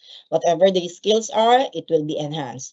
That was RA 7277, the Magna Carta for Disabled Person. Eventually, under Section 14, next slide please. Section 14, there will be still under special education, the state shall establish, maintain, and even support or even complete and adequate integrated, take note of that, integrated system of special education. The term used before was integration or integrated in all regions of the country, but eventually it was somehow revised or amended. So we are no longer using the integrated because we're using the inclusion. Okay, so eventually 2006, RA 9344, next slide please. RA 9344 amended PD 603. Remember the PD Pambansang PD 603 Juvenile Justice and Welfare Act. So these are the laws given to children or to protect the children who are at risk, children who are at risk, children who are in conflict with the law, who are sometimes having problem. Let's say, sa murang edad, nakapatay sila dahil posibleng yun ay pagtatanggol sa sarili, okay? To provide child-appropriate proceedings to ensure the protection as well as the safety of these young people. Okay, that was RA 9344, Juvenile Justice. So, yung RA 9442, ang naging amended ng RA number 7277. So, we're no longer using the RA 7277 now. So, RA 9442 na kasi 2008 na to. Still, the Magna Carta for Disabled Person and for other purposes. Dinagdagan with other purposes na. Hindi lang siya basta Magna Carta. Bakit? This particular law has something to do with opportunity to practice somehow fully into mainstream of within the society. So therefore, they are being granted, people with special needs are being granted at least 20% discount. For that matter, they can avail of the 20% discount in all basic services such as education, food, medicine, so forth and so on. 20%. Tapos, nagkaroon na naman ng revision, RA 10754, kung saan and expand ito. That was 2016. There will be expansion of the privileges and then the benefits of people with disability. Aside from the at least 20%, kung halimbawa yung kumpanya nyo ay medyo generous, nagbigay siya. Kasi at least lang naman eh. Kung halimbawa ako yung sobrang yaman, tapos may-ari ako ng ospital, lahat ng PWDs gagawin kong 30%. Pwede yun kasi at least na lang naman 20%. So if I can provide them 30%, much better. And there will be an exemption to value-added tax, yung VAT. Kaya yung mga taong may disability, na lalo na pag may ID sila, they can avail of the value-added tax exemption plus the 20%. Kaya ang laki ng nawawala. Let's say kumain kayo sa McDonald's, meron kang ganitong kamag-anak na ganito, malaki mawawala. Pero hindi lahat binibigyan na. Halimbawa, tatlo kami magkakaibigan, yung kaibigan ko merong ID ng special needs siya. So meron siyang disability, PWD siya. So siya lang yung makaka-avail, hindi kami kasama. Okay? So siya yung walang VAT, siya yung may 20% discount. Okay, next. Eventually lahat ito natapos. Nagkaroon ng revision. Senate Bill number 1414. Dito na. Inclusive Education for Children and Youth with Special Needs Act. Dito na karoon ng additional revision. Okay? Ano to? Yung Senate Bill number 1414, pinasa ito ni Paulo Benigno Aquino IV or si Bam Aquino na tinatawag natin. Senate Bill niya yan.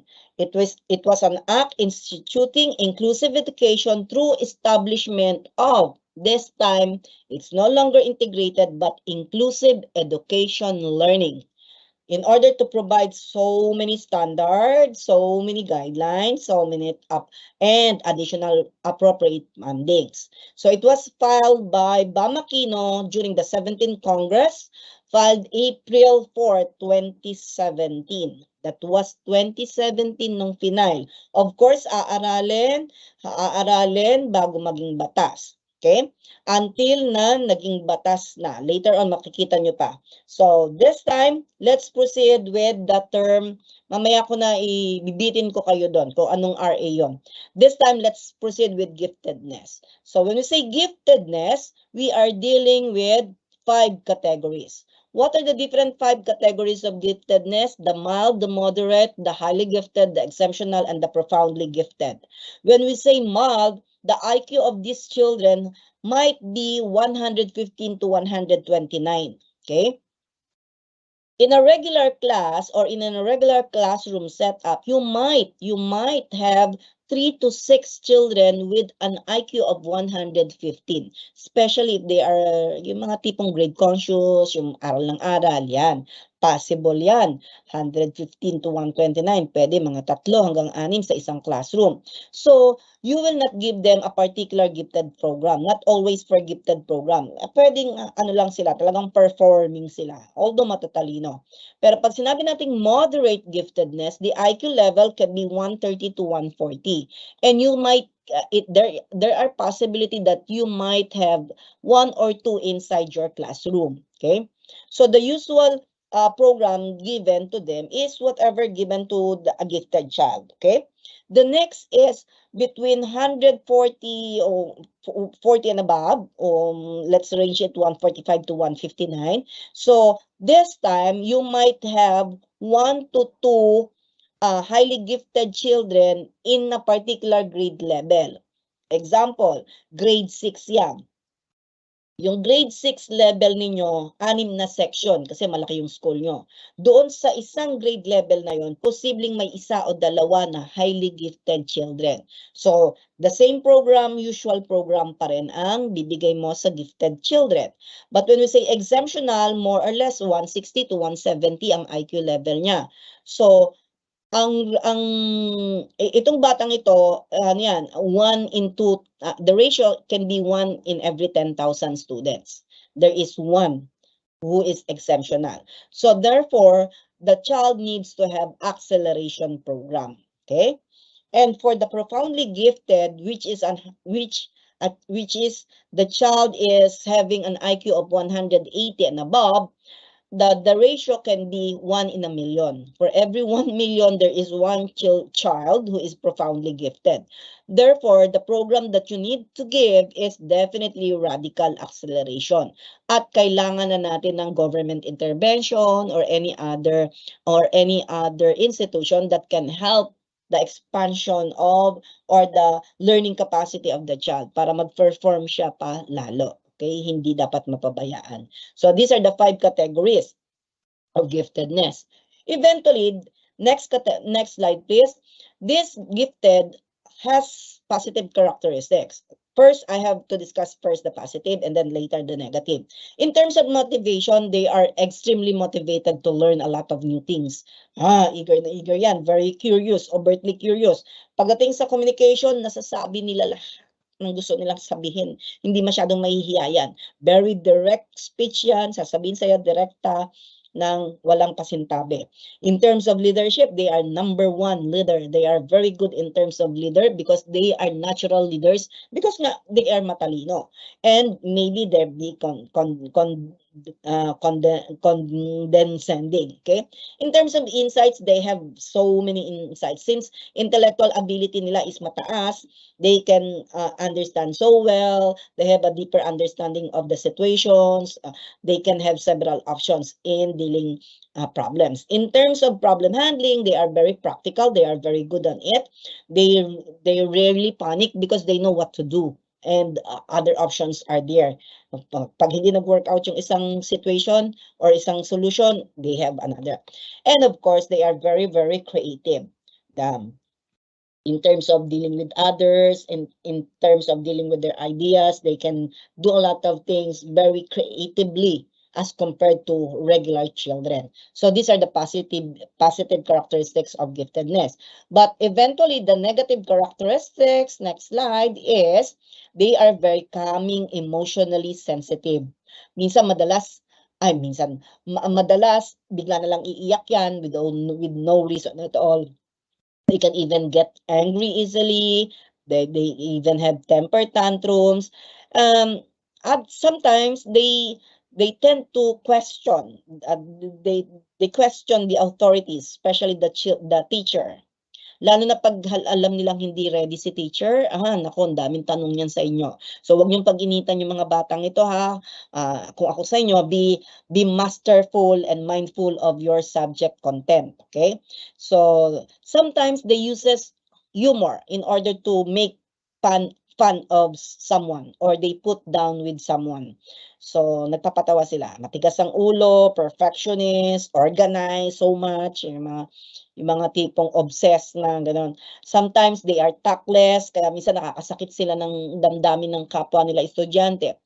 At pag sobrang talino nila, they become bored. That's why they become non-participative in their class activities.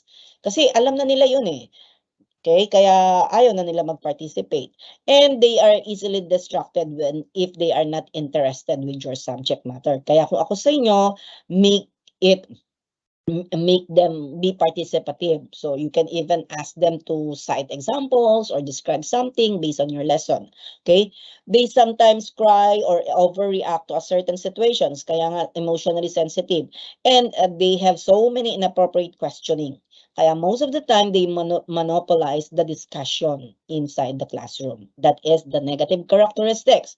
Well, anyways, next slide is, what are the different areas where giftedness can be found? So, of course, these children are very creative in terms of thinking. They have good leadership. They have a high standard of general intellectual ability. Matataas ang IQ level. Magagaling ang psychomotor kasi pag naisip, gagawin agad. Okay? Specific academic ability. Matataas ang scores sa mga exams, standardized tests, whatsoever. And in terms of performing arts and visualization or even visuals, they are very good at it. So a good example of these people who are gifted is the TNT boys because they are very good in singing. They are gifted in terms of singing. Okay. So next topic will be the different 6 profiles or types of giftedness according to George Beets and Maureen Neihardt of 2010. Okay, let me say it again. 6 profiles or 6 types of giftedness by George Beets and Maureen Neihardt. So there are several, 6. So the first one is the successful, second is the challenging, the third is the underground, the fourth is the dropouts, the fifth is the double labeled, and the sixth is the autonomous learner. By the way, I want you to meet Leonard Roy Alba, or also known as Leroy. Leroy, at the age of 2, possessed an IQ of almost 160, 140 to 160 IQ. So he is considered gifted at the age of 2, okay? So he can read, he can write, he can recite alphabetical alphabets rather. He can recite up to 20 or more.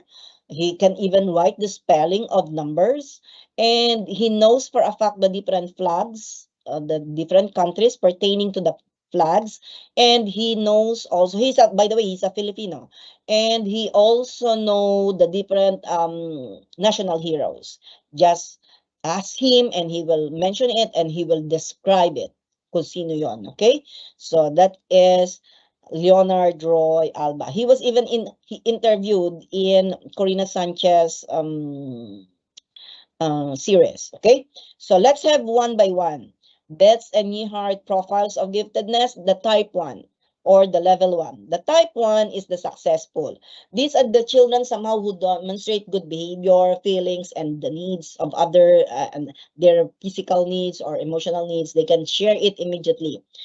They listen closely to their parents, to their teachers. They follow rules. They follow certain instructions. They learned well in terms of scoring. have high score in terms of examinations, whatever examinations, okay? And therefore, they are identified for placement in a certain programs within the school kasi kayang ma-detect. And somehow they exhibit behavioral problems sometimes such as temper tantrums o kaya minsan may mga sensitive bagay ka lang nabanggit, iiyak sila. So that this is the successful. They are very loved by their teachers and parents. For that matter, madaling mabigyan sila ng acceleration program or any placement programs. Okay? Next is the challenging or the type 2. The challenging or the type 2 are divergent thinkers. They are they are open-minded, somehow they can think beyond, okay? So they possess high degree of creativity, somehow ang pangit lang sa kanila, they become tactless or even sarcastic, masakit magsalita, and ang challenging po, mahilig magtanong, mahilig maging center of attraction kasi marami silang alam, so they even question the authority, and they even they do not confirm with the system itself, bagkos kini-question pa nila yung system. So nahihirapan tuloy sila na mabigyan ng mag-take advantage doon sa sitwasyon nila na pagiging gifted. So somehow they receive a little recognition from the school or even from the parents kasi nga they keep on asking. Sometimes nagkakaroon ng conflict between the parents or the student or the child or even the teacher and the child. Lalo na pag hindi maalam ang teacher about the giftedness of the child. Kasi posibleng isipin ng teacher, mayabang to, maere to, tina-challenge ako dito, kaya minsan napag-iinitan ng teacher. Okay? So that's the challenging type. The next is the underground type. The underground is the type 3. So somehow they try to begin to deny their talent. They begin to deny that they are intelligent or gifted because they want to be in the same peer group. Kaya ayaw nilang nile-level sila na gifted. Gusto nila yung same lang sila.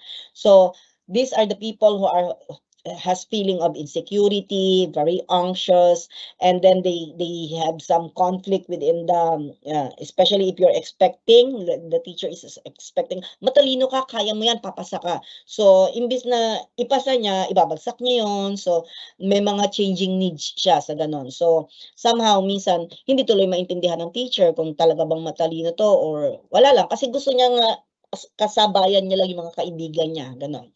So there is always an increase in the resistance and denial of being gifted. That is the underground, type 3. For the type 4, which is the dropouts. The dropouts, ito yung madalas nagagalit, palaging inis sa buhay, maraming hinaing, pero pag tinanong mo maraming alam. Tapos they don't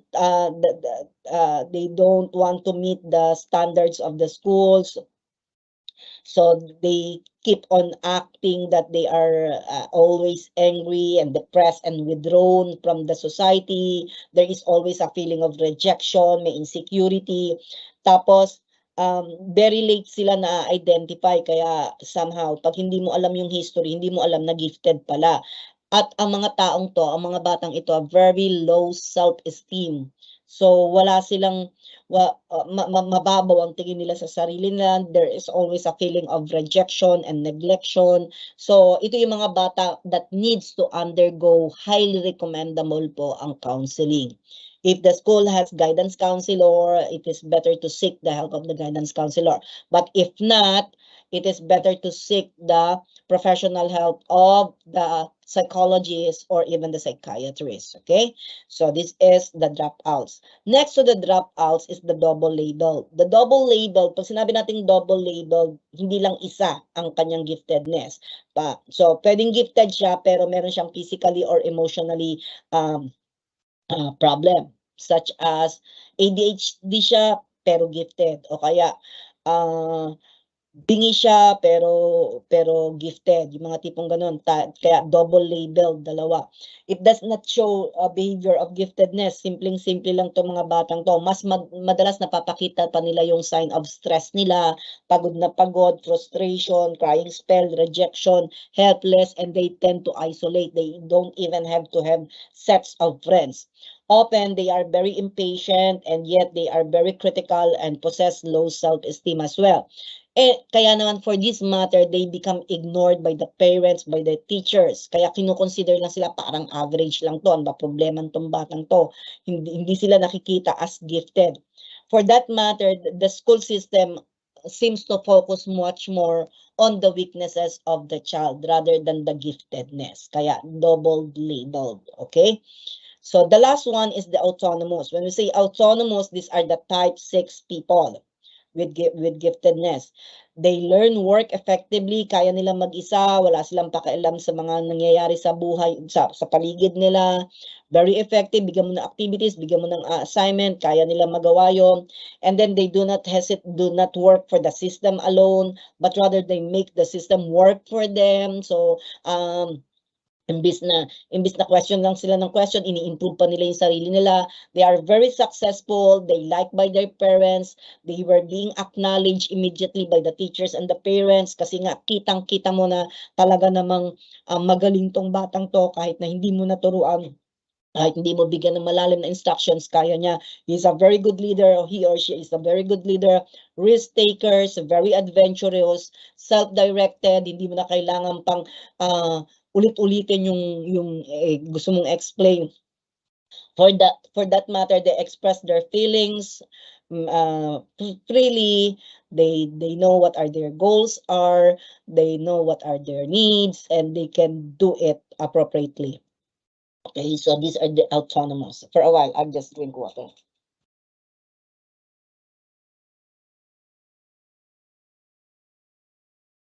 Okay, so we're done with, yes, we're done with ma'am, balik tayo sa ano, yan. Sige pa po. Na isa-isa ko na siya. Yan. Ayan. So, okay. No, dun po tayo. Okay. Dun po tayo, yan. Dun pa po, for ano pa, yan, dyan muna. Next slide po, yan. Dyan tayo mag-start. Kasi, sorry, PDF nga pala yan, ano. If the child is a risk takers and independent, they are called the autonomous. Next slide, ma'am. Yan yung mga keywords po. If the child has feeling of rejection, severe depression, and always angry, feeling low, definitely these are the children who are the dropouts. Next is the double labeled, low self-esteem and always frustrated, double labeled. Bakit double labeled? Posibleng dalawa yung kondisyon niya. Gifted na, meron pa siyang ibang disability. Okay, kaya double labeled. Kaya titingnan nyo, pag sa questions, dalawa yung pinakita, antimano, double labeled yun. Next is the underground. The underground somehow, kaya underground, ito yung mga kailangan ng counseling, di ba? Insecure, in denial, in denial of their abilities. So, kailangan natin ng tulungan. And then another is, what else? The challenging. The challenging is they question a lot. They want to be the center of attraction. They tend to question even the authorities, such as the teachers and the parents. Kaya most of the time, they have this conflict. So they question even the integrity of the teacher. Ma'am, do you know that? Yung mga tipong ganun. Ma'am, are you aware of? Yung mga ganun-ganon. Okay? Kaya minsan nami-misinterpret sila ng teacher.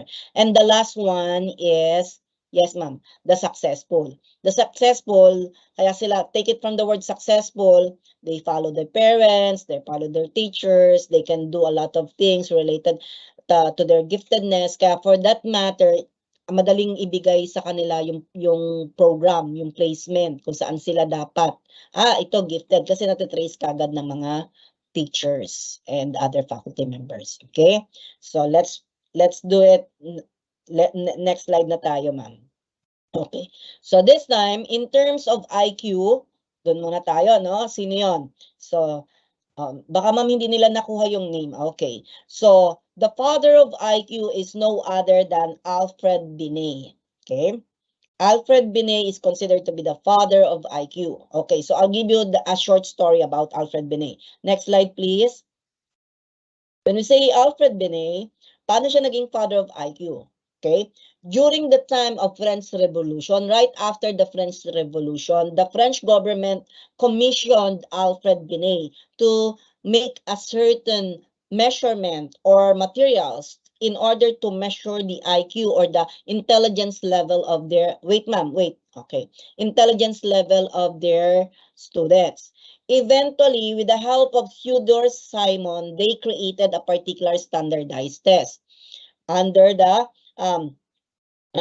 supervision of Binet. So they called it Binet-Simon scale or Binet-Simon intelligence scale with the help of these two people. So nag-come out sila ng standardized test. Yun yung kauna-unahan. This standardized test somehow measures the different general intelligence, fluid reasoning, IQ, visual memory, qualitative, so may math, tapos knowledge, and visual spatial processing.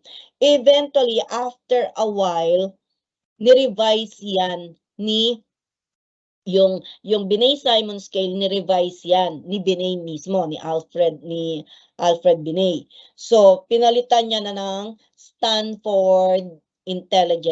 Binet-Stanford Intelligence Test. Okay, ulitin ko lang po Binet-Stanford Intelligence Test, which is until now yan yung ginagamit natin.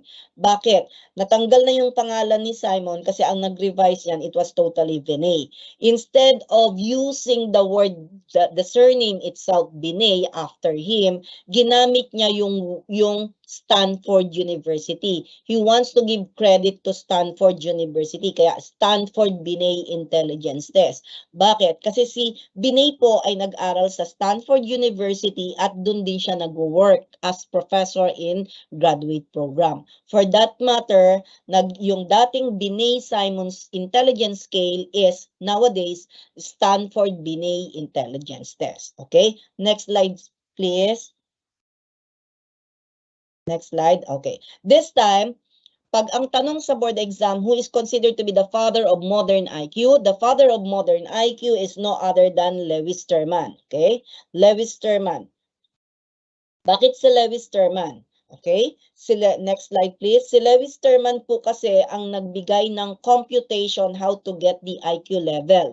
That is, the computation, the formula is mental age divided by physical age times 100. Let's say if the mental age is 12 and the physical age, when we say physical age, that's the chronological age of the child, yung present edad ng bata nung kumuha siya ng exam. So whatever the result is, 1.2 times 100, that will be 120. Therefore, the 120, kung titignan natin sa range, that is a superior. So the IQ range is 120 superior. That is the classification. Kaya siya tinawag na father of the modern IQ is because he gave the computation, he gave also the classification of the intelligent quotient. Okay? That's for Lewis Terman. Next slide, please, ma'am. So, here's the IQ range. So, hindi ko na masyadong elaborate yan. Tignan na lang natin yung teacher.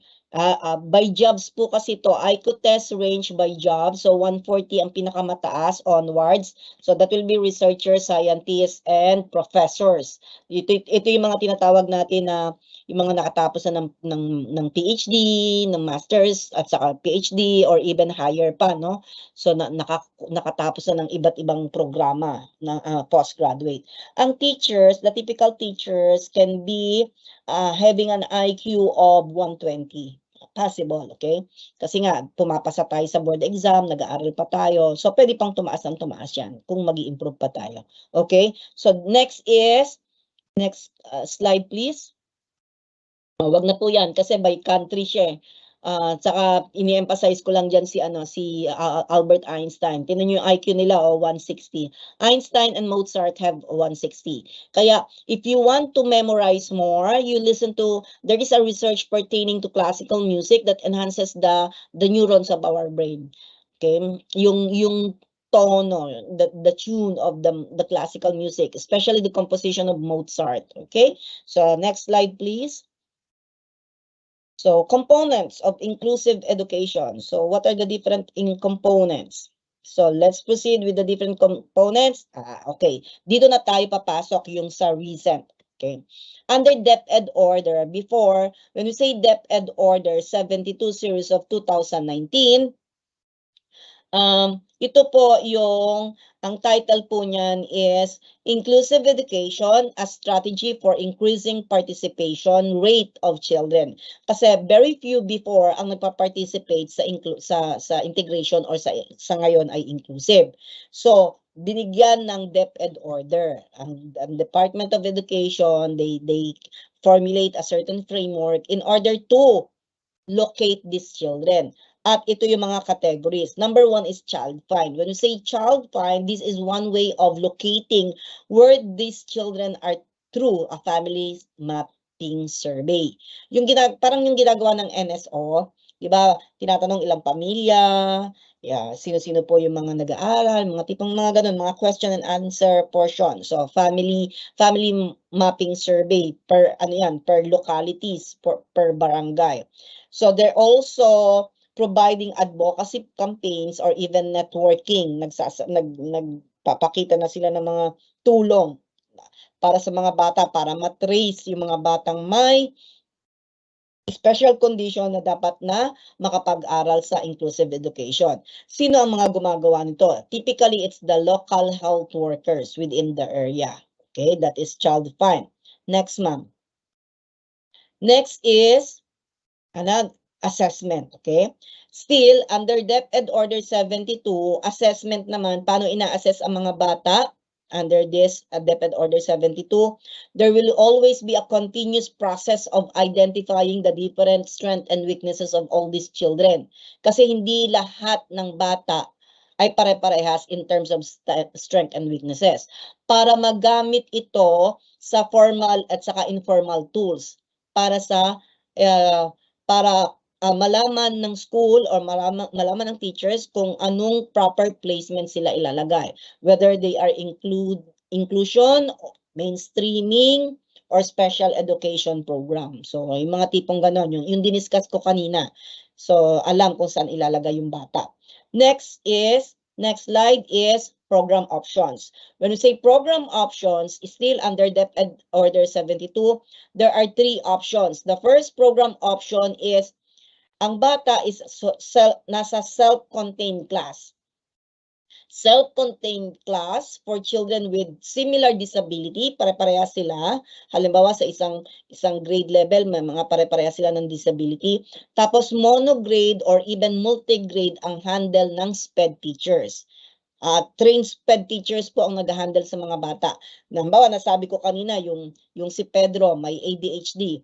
So, monograde o kaya multigrade, ibig sabihin pag sinabing monograde, pwedeng lahat grade 6 na may ADHD. O pag multigrade, iba-iba, may grade 5, may grade 6, may first year, pinagalo-halo, pero lahat may ADHD. So similar disabilities yan. That was the first program under program option. Next slide is, second option is, they can be placed in towards inclusion or even placement of the child with disabilities. This time, ilalagay sila sa general education classroom or regular class. Pero, tutulungan sila. Itong mga batang ito, may mga tulong ng regular teacher or even SPED teachers, SPED trained teachers. So, yun yung tinatawag nating included sila. Halimbawa, si Pedro again, Pedro na may ADHD, naka-included siya sa grade 6. Naka-place siya dun sa particular grade 6. Medyo delay siya dahil may pagka-ADHD. Nasa regular class siya pero tinutulungan siya ng teacher or trained SPED teachers. Okay? So that is second option. Third option, next slide, is the resource program. There's a resource room program. So when you say resource room program, the child with disability shall be pulled out. Tatanggalin siya. Halimbawa, aalisin, naka-regular class siya, di ba? Nakapasok siya sa, included siya sa regular class. Eventually, pull out siya. Pinupull out siya, tapos, pagka-pull out siya, magre-report siya doon sa SPED teachers. Titignan ko ano yung improvement ng bata, nakakasabay ba doon sa curriculum na ginagamit ng mga regular students. Okay? So, that is the third option. Next to program option is parental involvement. So this time, hinahanapan ng parental involvement. Let's say the parents are abroad. They were working abroad. Let's say Saudi and Hong Kong. Bawa ganon. So it's not the parents, okay, but it's the caregivers. Kung sino man yung nag-aalaga sa bata o yung pinagkakatiwalaan para sa bata. So it's either the parents or caregivers shall take involved themselves in observing the children's performance, whether at home or within the vicinity. O halimbawa, sila yung sumusundo sa bata, pati yung performance kung late ba to, or nagsisinungaling ba to, pati behavior, lahat. So, dapat yon ini-inform kay teacher. O, bawa, lalo na pag high school, andyan na yung mga tipong nababarkada na. So, nai-inform para na-take down notes para kung meron mang particular IEP, nagagabayan ito through the IEP. So, that is parental involvement. Next is curriculum modification. Next to that is curriculum modification. Still, we are under DepEd Order 72, ha? Hindi pa po tayo lumilipat. So, this time, there will be several changes.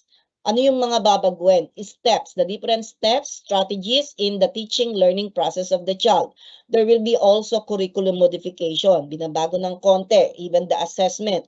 Para ma-deliver ito ng special delivery options na para magkaroon ng team teaching, cooperation within the community, within the school, within the vicinity. There will always be consulting the teacher kung ano yung performance ng bata. So that will be part of the curriculum modification. So ano yung mga pwede nating support na ibibigay sa mga batang ito? There will be professional or specialized support. Sino ang pwede? Ang professional na pwede natin, aside from the teachers, it can be the guidance office, or it can be the guidance counselor, the psychometrician, or even the prefect of discipline pag within the school, or kung kailangan ng tulong ng nurse, doctors, whatsoever. Pag outside the school, it can be other professionals such as doctors or social workers, volunteers, parents, peers, kaibigan, di ba, mga buddy-buddies nila. These are the provisions of the different support services that we can have towards the improvement of the child. That is part of curriculum modification. Next slide, please. Of course, there will be an implementation of all the adaptations possible for the learning capacity of the child, modification, accommodations, and a lot more in order to foster the maximum learning capacity of a child so that the child will become potential and whatever he learned inside the class will be able to relate to the outside world. That is part of the curriculum modification. Next, so this time, the DepEd Order 72 series of 2009 was turned into a law. It became the legal basis for inclusive education program. Remember, it was the Senate Bill 1414 filed by Bam Aquino. This time, it became a Republic Act number 11650. So ito po yung pinaka-latest na pinirmahan ni President Digong bago siya bumaba sa pagiging presidente. And it was entitled Instituting a Policy of Inclusion and Services for Learners with Disability in Support of Inclusive Education Act 2022. Okay? So, pinirmahan ito ni President Rodrigo Roa Duterte into a law. That was March 11 of 2022, di ba? May ang election, so bago siya bumaba ng presidente, napirmahan niya pa ito, naging batas ito. So what does this law include? To identify the different rights of people with disabilities, okay? Also to outline the different strategies the government can help together with the Department of Education to help for the improving access of the child, and also to identify the different areas where the state and the Department of Education can have, or even the parents can have an additional support if there is a need to do so. Okay? So yun yung binubuo. Kaya ito pong Republic Act number 11650, huwag niyong kakalimutan kasi ito po ay ito po yung latest na possible na lumabas talaga sa board exam. Okay? So, next slide please. Doon sa DepEd order na 2009, yung 72, nagkaroon ng revision. This time, DepEd order 023, series of 2022. Meron pa ring child find.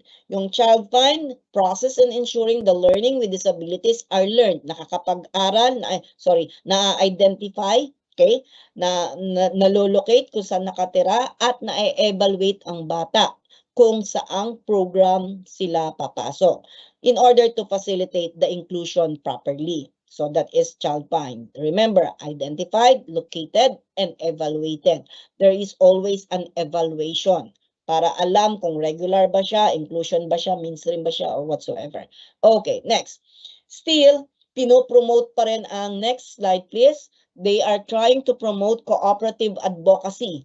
Cooperative advocacy for all the children with disability. So, gamit dito, ang cooperative advocacy na tinatawag natin, hindi lang po ang state at saka ang school o ang DepEd o private school. Kasama din po dito yung other stakeholders such as the parents, the community, the non-government organization, other faculty members, so forth and so on. And that also include the child himself or herself, okay? Kasama sila sa stakeholders. So that is under child find. Another slide please is, okay, this time, ang given po sa child find is the child should be above the age of 5. Okay? Pag tumungtong na ang bata ng 5 pataas at na-diagnose sila ng may disability, so oobserbahan niya kung meron silang kondisyon such as developmental delay, sila ba mag-process ng thoughts, meron bang behavioral delay, yung mga tipong behavior nila hindi nakakasabay doon sa mga edad ng the same age level. Halimbawa, the age of 5, example ko lang po, the age of 5, bulol pa siya magsalita o kaya yung iba hindi pa nakakapagsalita. Definitely hindi yun normal kasi ang edad na 5 taon matatas na magsalita yan, okay? So yun yung pwede kong example. So this time they are required to attend special education, specially related services, whether if it is in public or in private institution or school. So required na po sila ha. So whether public or private. Kung may pera, ilagay sa private. Kung wala naman, ang public school po nagpo-provide din ng mga special education program. Okay. Next slide please. Ano naman yung mga included sa child find sa DepEd Order 23, series of 22?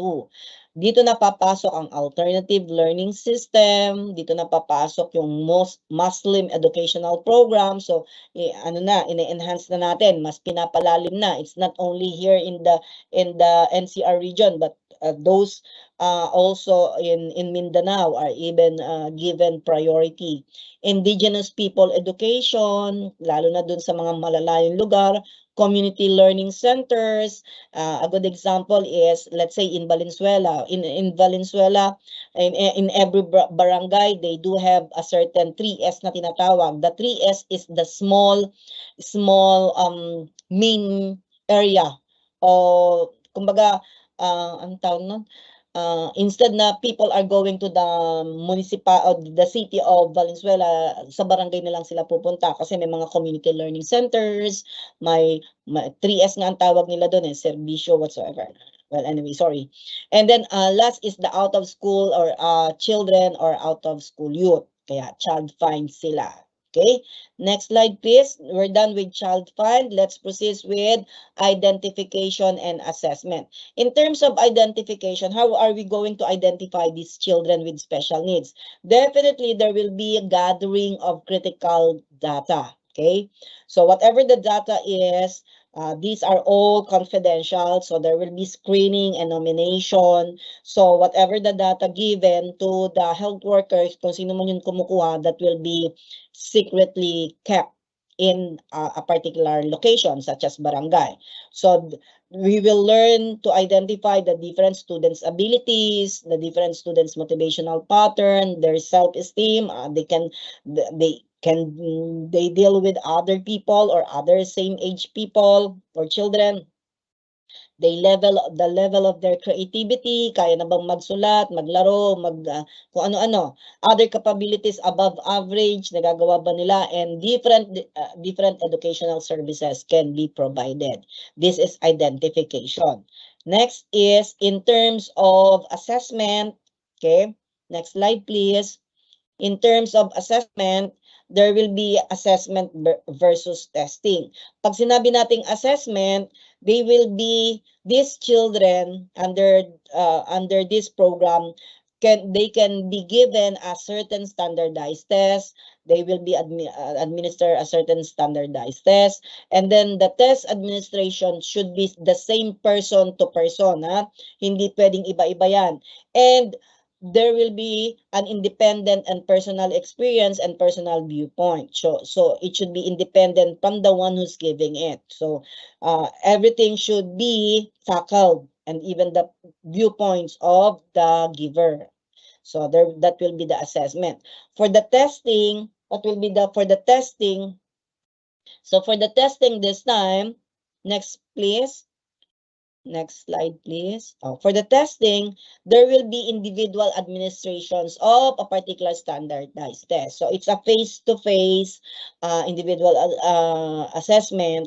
And then everything, there will be a presets of direction. So very specific ang nagbibigay nun. Whatever you will say. Let's say, ang mga magte-test is si Pedro, si John, si Luna. Halimbawa, ganun. So there will be a particular individualized test for each, and then the directions given to the first up to the last is also the same. So there will be presets directions, and there will be an exact verbal script, hindi mababago, para hindi nami-misinterpret ng bata. Para yun ang titignan, kung ang bata ba ay nakakasunod sa directions, sa instructions, sa mismong test, nagagawa ba nila. That is part of testing in order to somehow know what is the condition of the child. Okay, so that is for assessment and testing. So let's proceed with another topic under this program. So other programs, other program options, there will be different kinds of program options. We do have the full-time homogeneous groupings. When we say full-time homogeneous groupings, the distribution of the students per se, somehow, they functions at similar academic. So, pagdating sa academic, pare-parehas. Social, interaction, emotional level, titingnan mo kung ano ba sila, yung EQ ba nila are almost the same, nagja-jive ba sila. We are placed in same cooperative learning group. Pagsasamahin sila, ha? Same cooperative. So a good example of this is those children with special needs are placed in one certain group. Meron silang isang certain cluster. Tapos another example is, let's say, gifted and talented. Halimbawa, itong mga sets ng students na to is matatalino na, matataas ang score sa standardized test, tapos talented pa, magagaling sumayaw, magagaling kumanta, magagaling and everything. So there will be placed in another group naman. So there will be different groups of children with special needs, okay? So that is the full-time homogeneous grouping. But when we say full-time, another is full-time heterogeneous grouping. Okay. Next is the full-time heterogeneous grouping. When we say full-time heterogeneous grouping this is diverse group of people, diverse group of students, iba-iba. Pero pagsasamahin sila in the same cooperative learning group. Pag sinabi natin diverse, maraming pwedeng i-consider na factors. So, the mixed groups can consist of different ages. Pwedeng si Pedro, 12 anyos, si Juan, 8 years old, si Luna, pwedeng 5 years old. Tapos, meron silang kasama na teenager na, 15 years old. Mga tipong ganon. So, mixed groups na nga sila. Iba-iba sila ng, pwede naman din consider yung different kinds of interest. Yung isa, musically inclined, yung isa more on mathematical or logic inclined. So iba-iba rin sila ng functions, iba-iba rin sila ng educational levels. Sabi ko nga, isang grade 5, isang grade 6, isang tipong ganon, isang grade 2, isang grade 9, pwedeng ganon. Or pwede rin silang iba-iba ng special needs. Pero pagsasamahin sila in same cooperative learning group, that will be their program, the full-time heterogeneous grouping. Okay, so let's proceed with another topic. Okay, so in continuation of the full-time heterogeneous, the assistance given to the students with under heterogeneous groupings, of course, there will be, di ba nga, merong konting pagbabago, there will be accommodation, modification, or individualization. Kasi diverse nga sila, okay, para matutukan ng maigi. So that's for the full-time heterogeneous groupings. Next will be, what are the different pros and cons of heterogeneous and homogeneous? Of course, may mga pros and cons yan. Tingnan natin. Dun muna tayo sa mas konti, sa homogeneous muna. Usually, for the homogeneous, for the gifted and talented students, they tend to become more beneficial. Okay, yun yung isa. Another is, they can work everyone at their own pace. Walang independent sila. Walang pwedeng ito tayo, hindi tayo kailangan sabay-sabay tayo. Walang ganon. Pwedeng on your own, you can do it. That's the homogeneous. And there will be possibility to create a certain group of non-participants. Kasi kung halimbawa sa homogeneous, merong mga performers, sila yung nag-excel, tapos yung iba mahiyain, hindi nag-excel, hindi nagpa-perform, pwede ma-divide yung grupo na homogeneous, ano? Putting together those traveling students na hindi nakakasabay, okay? So that is the pros and the cons. For the heterogeneous naman, so ideal for helping struggling students kasi they can learn to deal with others. Kasi nga, di ba, iba-iba sila ng edad, iba-iba sila ng interest, yan. At grade students, they can also benefit from being grouped with their more capable peers. So, halimbawa, may kasama sila na kakilala nila doon, o kaya may makakakilala sila doon, capable yung mga taong yon, yung mga batang yon. So, mahatak sila. Okay? And there will also benefits for above grade students. Halimbawa, si grade 5 ay natutulungan nung grade 9 na estudyante kasi medyo maalam na siya. And there will be also decreased opportunity to participate in groups dominated by high ability students. So, yun yung disadvantages. Kasi siyempre, doon na-dominate yung mga high ability students. Let's say, yung nabanggit ko na grade 9. Si grade 9, very active. Ngayon, yung dominated siya. Siya yung dominante sa grupo. Eventually, si grade 5, kunwari, ay less performing. So, nado-dominate niya yung ibang mga members of the group. Yun yung disadvantage. Another is that there will be challenges for students with disabilities. So, siyempre, challenge yan kasi there will be a certain contest, mag-i-improve sila, maiinganyo sila, they can be motivated, and they can be helped also by other who belong to the higher level or higher grade level. Okay, that's the pros and the cons. So let's proceed with another topic. We still have lot more to discuss. This time, curriculum modification. So, paano binabago ang curriculum? Iba-iba. Pagdating sa special education, ang focus niyan ay strength-based at saka need-based. Saan nakafocus? Need at saka strength ng bata. And yet, individualized curriculum. Kasi hindi sila pare-parehas ng strength at saka needs. Okay? That's for the special ed. While for the inclusion, of course, sabi nga natin, included sila sa regular classroom. Therefore, they will be using a generalized or general education curriculum. Yun ang focus. Pero pag mainstreaming, ang curriculum ng mainstreaming, they can learn or they can even access both It can be the general curriculum given, also given to the general classroom student or the general regular students, or more individualized curriculum. So, ang mainstreaming, pwedeng may IEP, pwede rin merong ginagamit yung general curriculum ng kapwa nila estudyante. Okay? So, this is the curriculum modification done on the three different, which is SPED, inclusion, and mainstreaming. Next topic will be curriculum modification based on tier. Okay? Tiered instructions na tinatawag natin. Pag sinabi nating tiered instructions, this is somehow a method. A method used in order to adapt with the different levels of tasks for every student. Okay? So, tiered instructions. So, what are the benefits of this? In order to give or have a chance to find success or even progress of each child. Another is to work differently, to work at different levels at the same task. Always the same task but different level. Okay?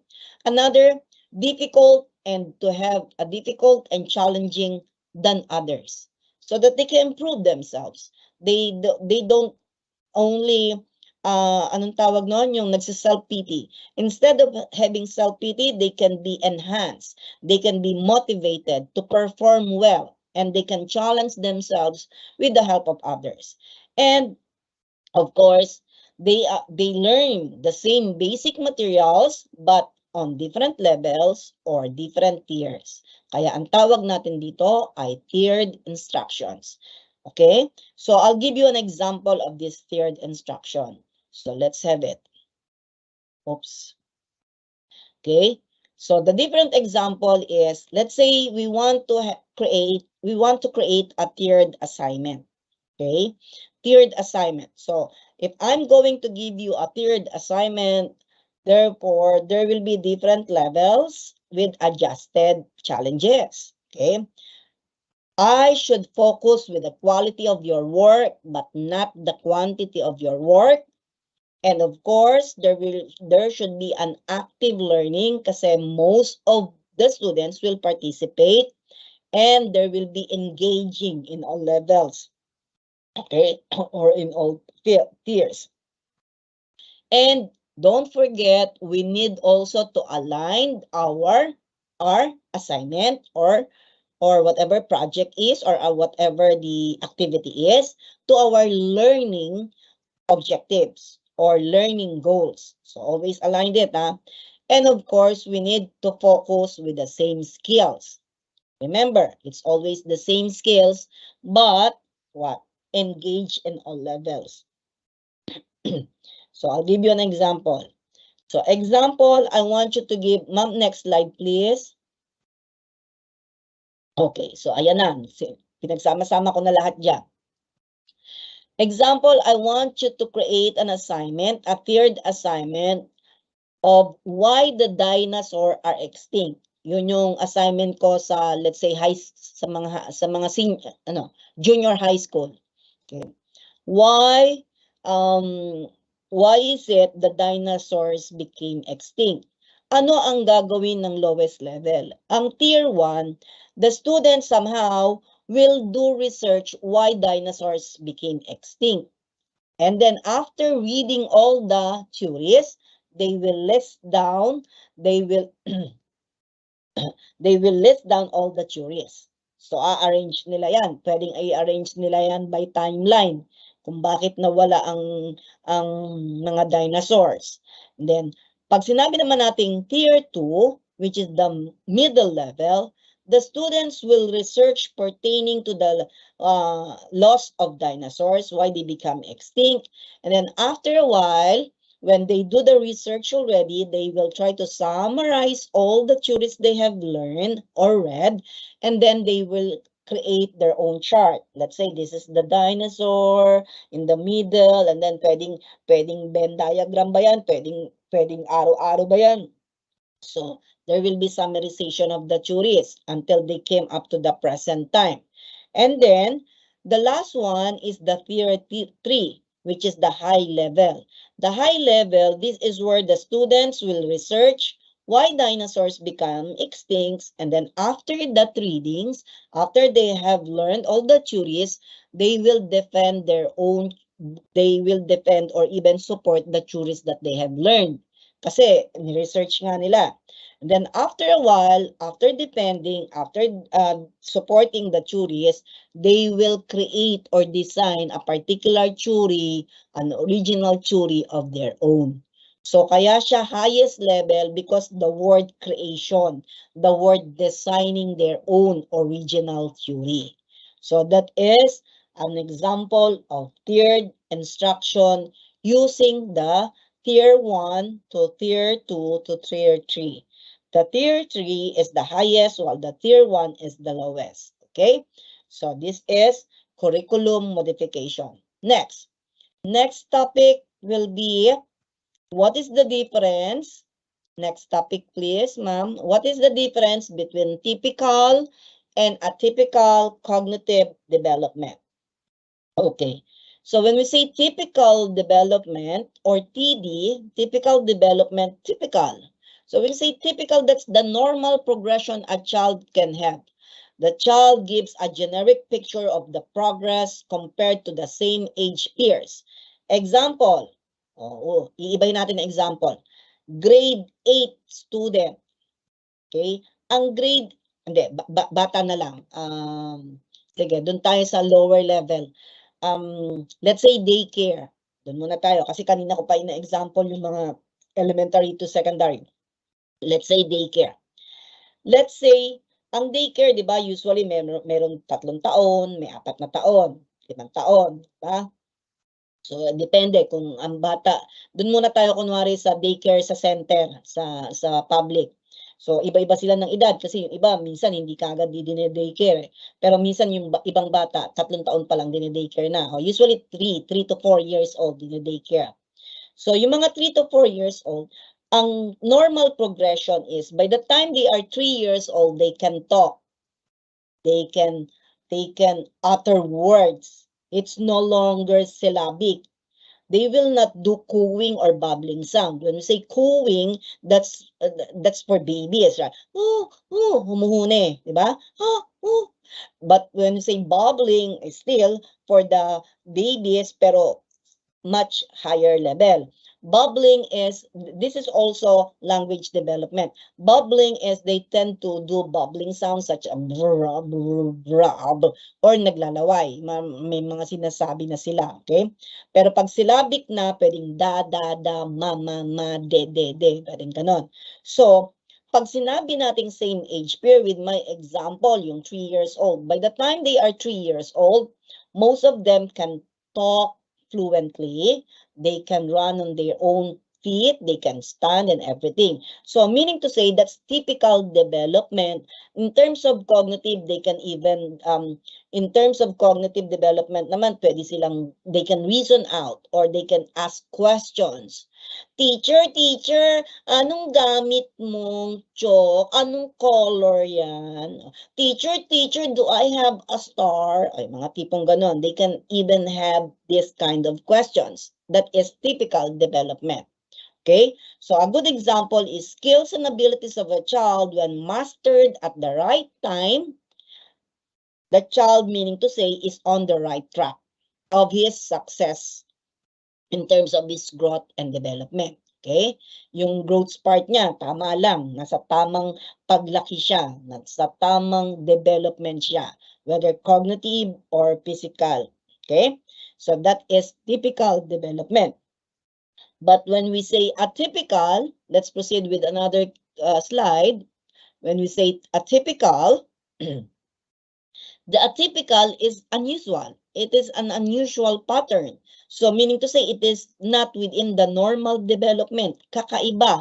May posibleng napag-iiwanan, naglalag behind or nag-jump ahead. Pwedeng ahead of time pa. So this is more than not within the normal developmental milestones of the child that somehow adversely affect the development of the child overall. Pwede nga napag-iwanan o pwede namang ahead. Okay? Example again, pwedeng yung preschooler na 3 taon, imbis na yung mga kaklase niya, di ba, nagsasalita na, marunong na na magtanong. Yung isang 3 years old is hindi pa siya marunong magsalita. Pwedeng, at dada, mama, tum na, tum, ganun lang siya. So, napag-iiwanan siya. Pero, pag sinabi naman natin jumps ahead of the 3 years old, pwedeng ang way of thinking niya, ang way of processing thoughts niya is more than a 3 years old. Okay? So, yun. So, pwede tayong magbigay ng example. Pag sinabi natin atypical, these are the different examples of atypical development. Next slide, please. It can be, when we say atypical, it's AD. Example of atypical development is caused by what? Developmental delays. Halimbawa, pinanganak yung bata na may mga genetic or hereditary delays, hereditary conditions such as yung Down syndrome, okay? Ayan.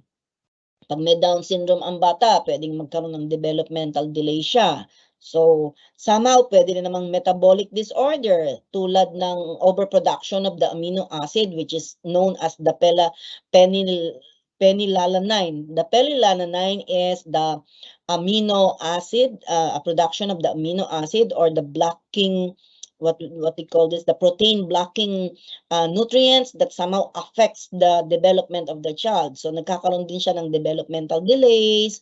Pwede rin yung bata, ang tawag dito sa disorder na to is the phenylketonuria or the PKU. The PKU is there can be some rashes upon child pa lang. There will be some in terms of developmental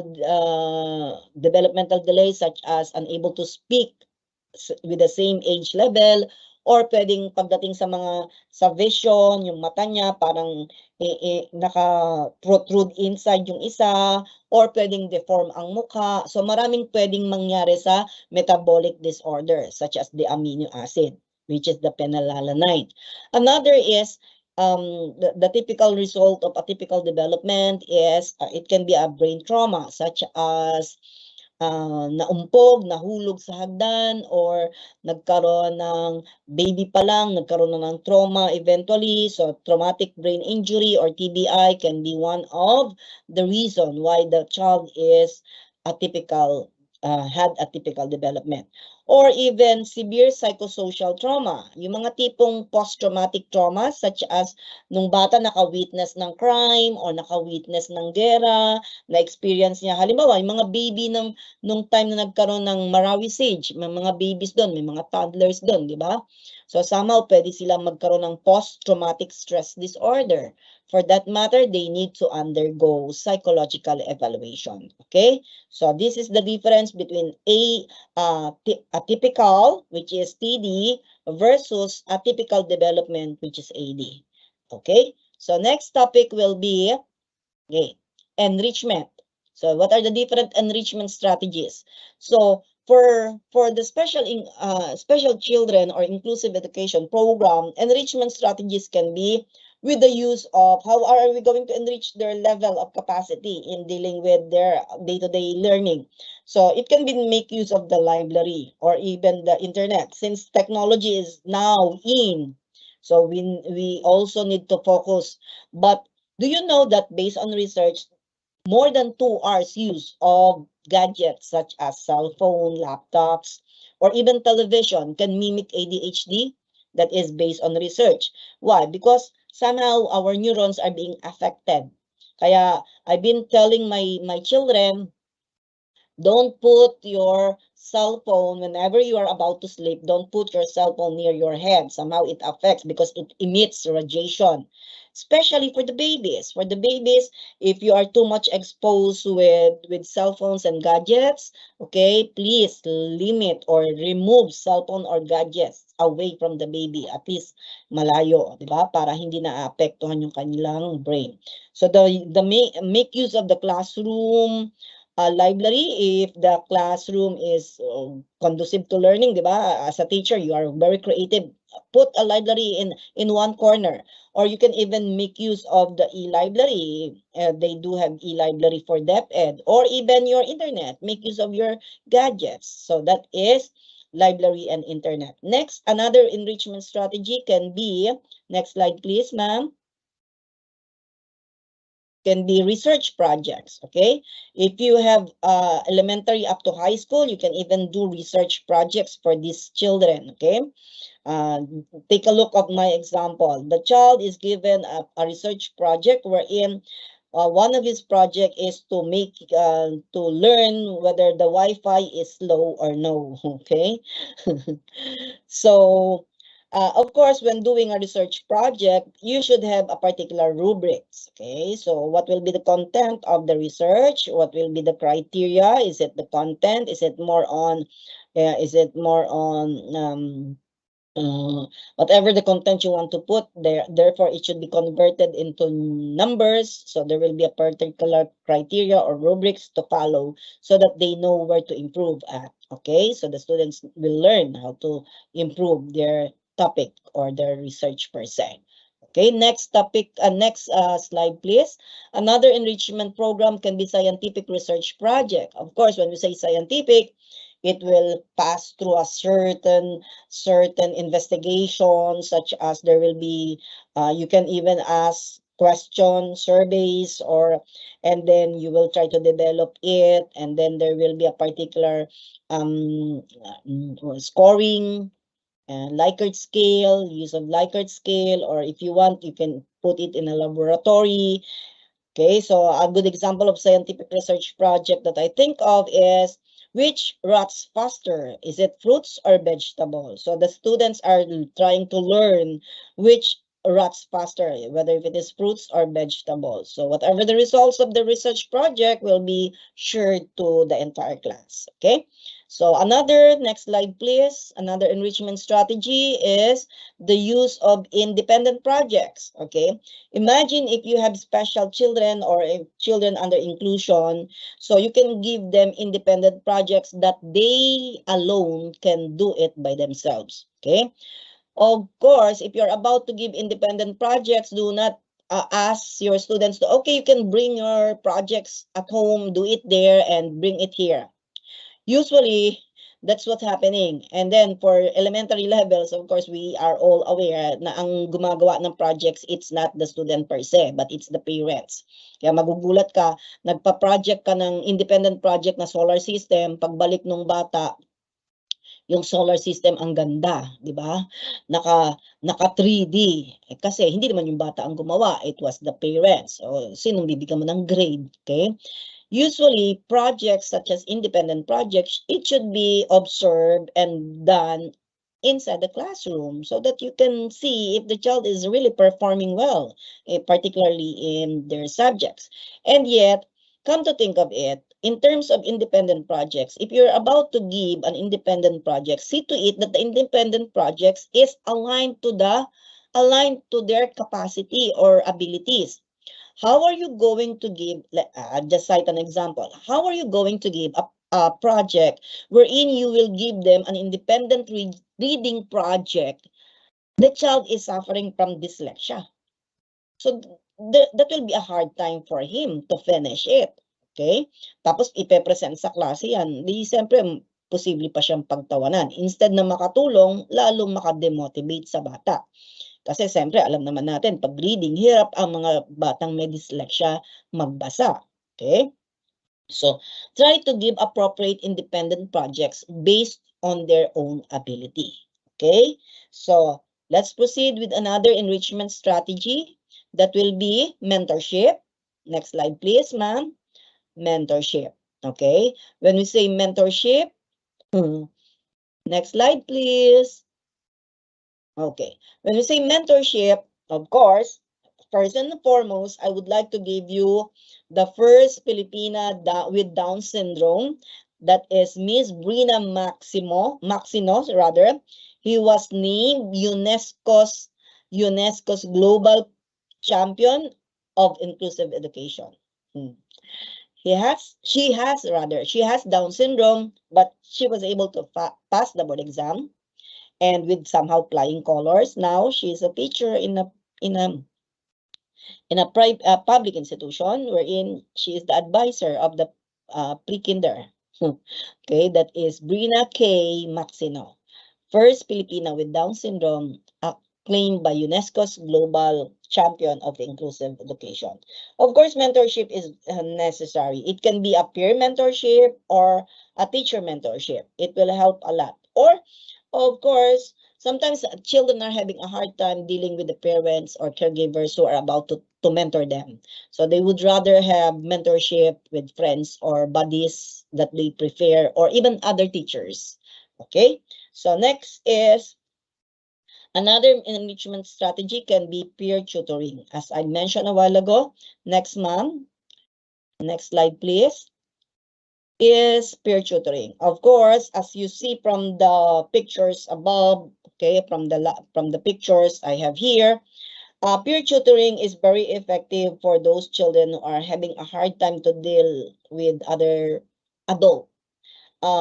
This is also a form of improving their socialization. To your left, just example, let's say the child wearing the blue holding the book is having a hard time to read. Eventually, a friend of him was teaching him how to read properly. So he was guiding him. And for that matter, they enjoy reading a lot because there are pictures, there are different colors, there are fonts. Okay, so peer tutoring is effective. Another to your right is the one who's creating a Lego. Imagine the boy who's wearing a red t-shirt is not good in fixing a Lego toy or even creating something out of Lego materials. Eventually, the one who is wearing eyeglasses, the one with the blue shirt, knows how well in dealing the Lego. Let's say he was trying to build a Lego, a car made of Lego, and he was trying to show it to the other child, the one in red. For that matter, the child wearing red t-shirt able to somehow construct his own using his own imagination. Whether if it is a good looking car or not, still he was able to do his own, okay, or make his own. That is what we call peer tutoring. And of course, not the least, next slide please. Another enrichment strategy is questioning, the art of asking questions. Of course, we teachers, we love to ask questions. If we are about to ask question, address first the question to everyone before calling a particular name. Allow them to process first the question so that the question will sink in before they can answer. Do not call the name of the student and then ask him or her to stand and then ask question immediately. Of course, matataranta na yan. Hindi na yan makakapag-process. If the child not able to answer correctly, okay, as much as possible, try to ask another question, but this time, somehow simplify the question so that still the child can answer it, okay? As much as possible, do not allow the child to sit without answering, because we are there to motivate the child to participate, not to humiliate, okay? So that is the key word. So next topic will be the different kind of exemptionalities. So still we have 1 hour to go. So I don't know, I haven't read all the questions. If you have questions, okay, so very good. Ang dami na palang na-detect na PM. So most of you, I've seen most of you, your answer was impaired a while ago with the activity. Well, anyway, the answer there is disability. Okay, so going back to our topic, the different kinds of exemptionalities. So what are the different kinds? So first is we need to categorize the different kinds of exemptionalities. Next slide, please. Okay. The different kinds or different categories of exemptionalities based from Jean Ormerod. Okay, don't forget the name. It was Jean Ormerod. Okay. the different categories of exemptionalities. Next slide, please. The different categories of Ginn-Omrod consist of 5. Okay, 5. The specific cognitive or academic disability or difficulty, emotional and conduct behavior, physical abilities and health impairments, sensory impairments, and the last is giftedness. So I will be discussing this one by one, but I cannot totally elaborate further because we need to somehow have up to 5 o'clock. So there will be a little extension, just a little, because we did not start immediately at 1 o'clock kasi nagkaroon ng technical delays. Okay, so let's have it first. So number 1, next slide please. Number 1 is the specific cognitive and or academic difficulties. These are divided into 3. First is the learning disabilities. Each of the categories will be discussed. And then next is attention deficit hyperactivity disorder, or what we call the ADHD. And then the last is speech and communication disorder. So let's have first the learning disability. Okay, when we say learning disability, next slide please. When we say learning disabilities, this can consist of, this involve, such as in terms of cognitive, okay, learning disabilities, cognitive. It can be dyslexia. Dyslexia is problem in reading, okay, reading disorder, dyslexia. Children who are dyslexic can read the word was, W-A-S, as saw, S-A-W. It was inverted. Or when I did an interview with some of dyslexic children I've known, they told me that some of the letters are moving or dancing or roaming around. Parang gumagalaw-galaw daw. Kaya nahihirapan silang basahin. So it was somehow inverted or naiiba ang spelling. Naiiba ang spelling pag binasa na nila. That's why when they put up the thoughts together, they're having a hard time to understand everything. So I'll give you an example of a person with learning with reading disorder or dyslexic. Okay, a good example is no other than Tom Cruise. Tom Cruise is dyslexic, and he admitted it. The good side of Tom Cruise is well known. Okay, regardless of whatever his conditions are, but he is well known, well paid actor, not only in Hollywood but also worldwide. Okay, eventually, what was his style? He's having a hard time to read his own script, but he has this particular reader to read the script for him. The good side of Tom Cruise, he has a good vision. Every time that the reader will read the script for him, he can visualize the scenario. For that matter, he will add more to the script. Kaya naman naging magaling si Tom Cruise. Now, he's not just an actor, but he is somehow director and a producer. Okay, so another example of dyslexic person is no other than Orlando Bloom. Orlando Bloom is the actor of well-known actor in Pirates of the Caribbean, di ba? Ano pa? Kingdom of Heaven and a lot more. Okay, Orlando Bloom, a very talented and young actor, okay, which somehow, according to him, makes him much more focused when he learned that he was dyslexic. Okay, another learning disability is dysgraphia or dysgraphia. Dysgraphia or is writing disorder. These children who has dysgraphia can write eventually first few letters straight, but eventually it will turn upside or even downside. Or when they write, they don't have comma, they don't have spaces, they don't have question mark or whatsoever. They continuously write everything. The quick brown fox jumps over the lazy dog, dikit-dikit, walang space. And when they write sometimes, they even write this, not on the, di ba may line ang papel natin? Sometimes they are up the line or in the middle of the line, and then when they write entirely in their notebook, they will go downward, and then there, walang laman yung gitna. Okay? Kaya ang nangyayari, na yung next page na kaagad. So, madalas hindi sila sumusulat kasi nga napapagod sila. So, writing disorder. Dyscalculia is arithmetic disorder. It's not just basically math. It can be figures. It can be somehow shapes or what. Dyscalculia, it can be also concept of time. Yung oras, hindi sila masyadong particular sa oras, hindi sila nakakaintindi ng oras. Magbibigay ba ako ng example? O, di ba ang usapan nyo, makikita kayo sa SM ng 3 o'clock, alas 5 na, wala pa. Wala silang pakialam sa oras. It can lead to dyscalculia or it can be an early tendency to dyscalculia, okay? So, arithmetic disorder. So, and then the last one can be dyspraxia. Dyspraxia is psychomotor disorder, okay? Psychomotor disorder wherein they're having a hard time to do things using their fine motor muscle or even gross motor muscles. Kaya psychomotor.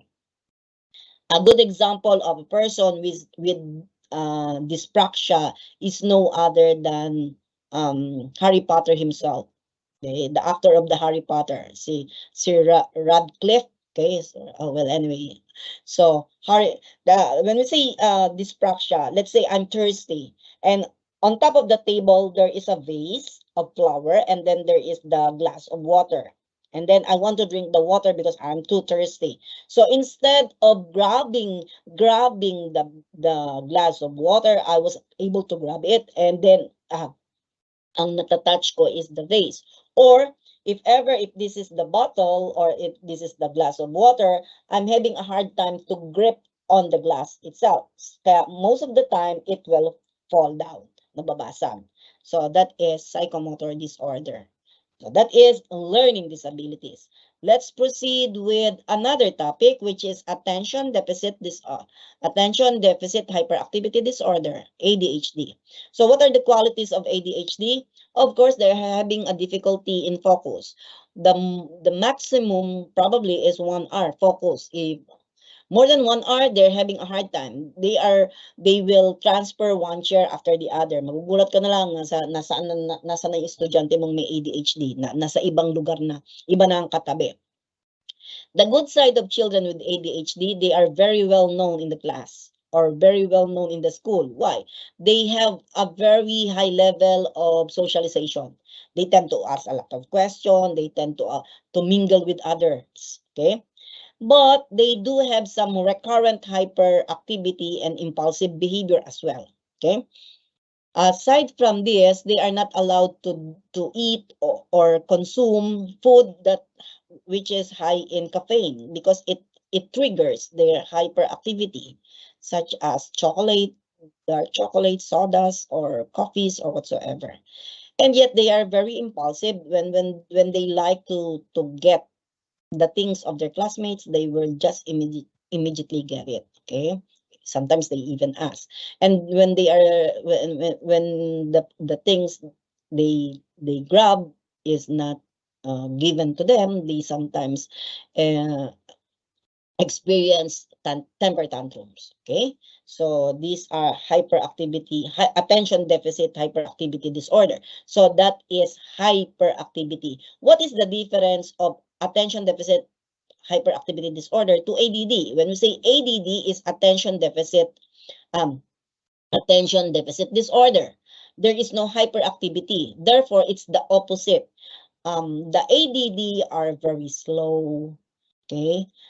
Yet they can focus, they can tend to finish a certain task, but it will take time. Okay? So medyo matagal sila gumawa, kumilos, tututukan mo ng gusto. Kung ang ADHD ay makwento, madaldal, maraming kakilala, opposite siya ang ADD. Mahiyain, tahimik, mabagal, yung mga ganon. Opposite lahat ng characteristics ng ADHD. Okay? So, siningit ko lang si ADD. Next is speech and communication disorder. So, when we say speech and communication disorder, there is difficulty in talking or producing sound or producing language. Difficulty in spoken language such as the slurred speech or utal-utal or stuttering, pahinto-hinto. Slurge is yung utal-utal, o kaya minsan nabubulol or stuttering yung tipong my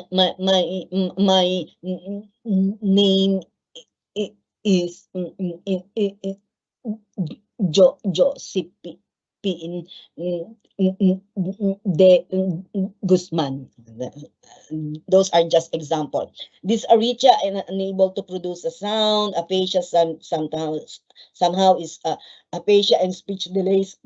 Speech delays naman yung yun nga yung let's say 2 years old pa lang hindi pa siya nakakapagsalita or kaya tawag to speech delays naman hindi ka agad nakakapag-produce ng tamang speech. Okay, so these are the different speech and communication disorder. Next to specific, number 2. Let's proceed with another by Omred is that will be, next slide please, that will be emotional and conduct disorder, conduct behavior. Okay, so these are autism, emotional, conduct behavior, mental retardation, and what? Emotional conduct disorder. So we will handle it again or tackle it again one by one. So let's proceed with autism. Next slide, please. When we say autism can be different levels of impaired social interaction as well as communication. Few of the characteristics of autism or the signs and symptoms of autism is when they talk to you, they don't have eye contact. Let's say, ikaw yung estudyante, ako yung teacher, hindi ka makakatingin sa akin ng mata sa mata. A good example of a child with autism is, have you seen the series in Netflix, yung The Good Doctor? Or are you familiar with The Good Doctor? That is a case of autism. It doesn't mean that they do have exemptionalities, but they are poor or they are not good. Maraming autism na matatalino, magagaling, okay? So regardless of their conditions, we need to still respect them. Eventually, meron din silang mga, pag baby pa, madali silang matrace. They do have a flapping of their fingers, such as doing like this, doing like that, or sometimes they roam around the room with the tiptoe. Nagtitiptoe, and they love to turn around, spinning. And they love to arrange toys in orders, yung they lined up, okay? And sometimes worse symptoms of autism, they do have head banging. Inuuntog nila yung ulo nila sa wall or anything. Hindi ko alam kung, hindi naman siguro sinasadya. It is because due to the disease itself or the behavior itself, okay?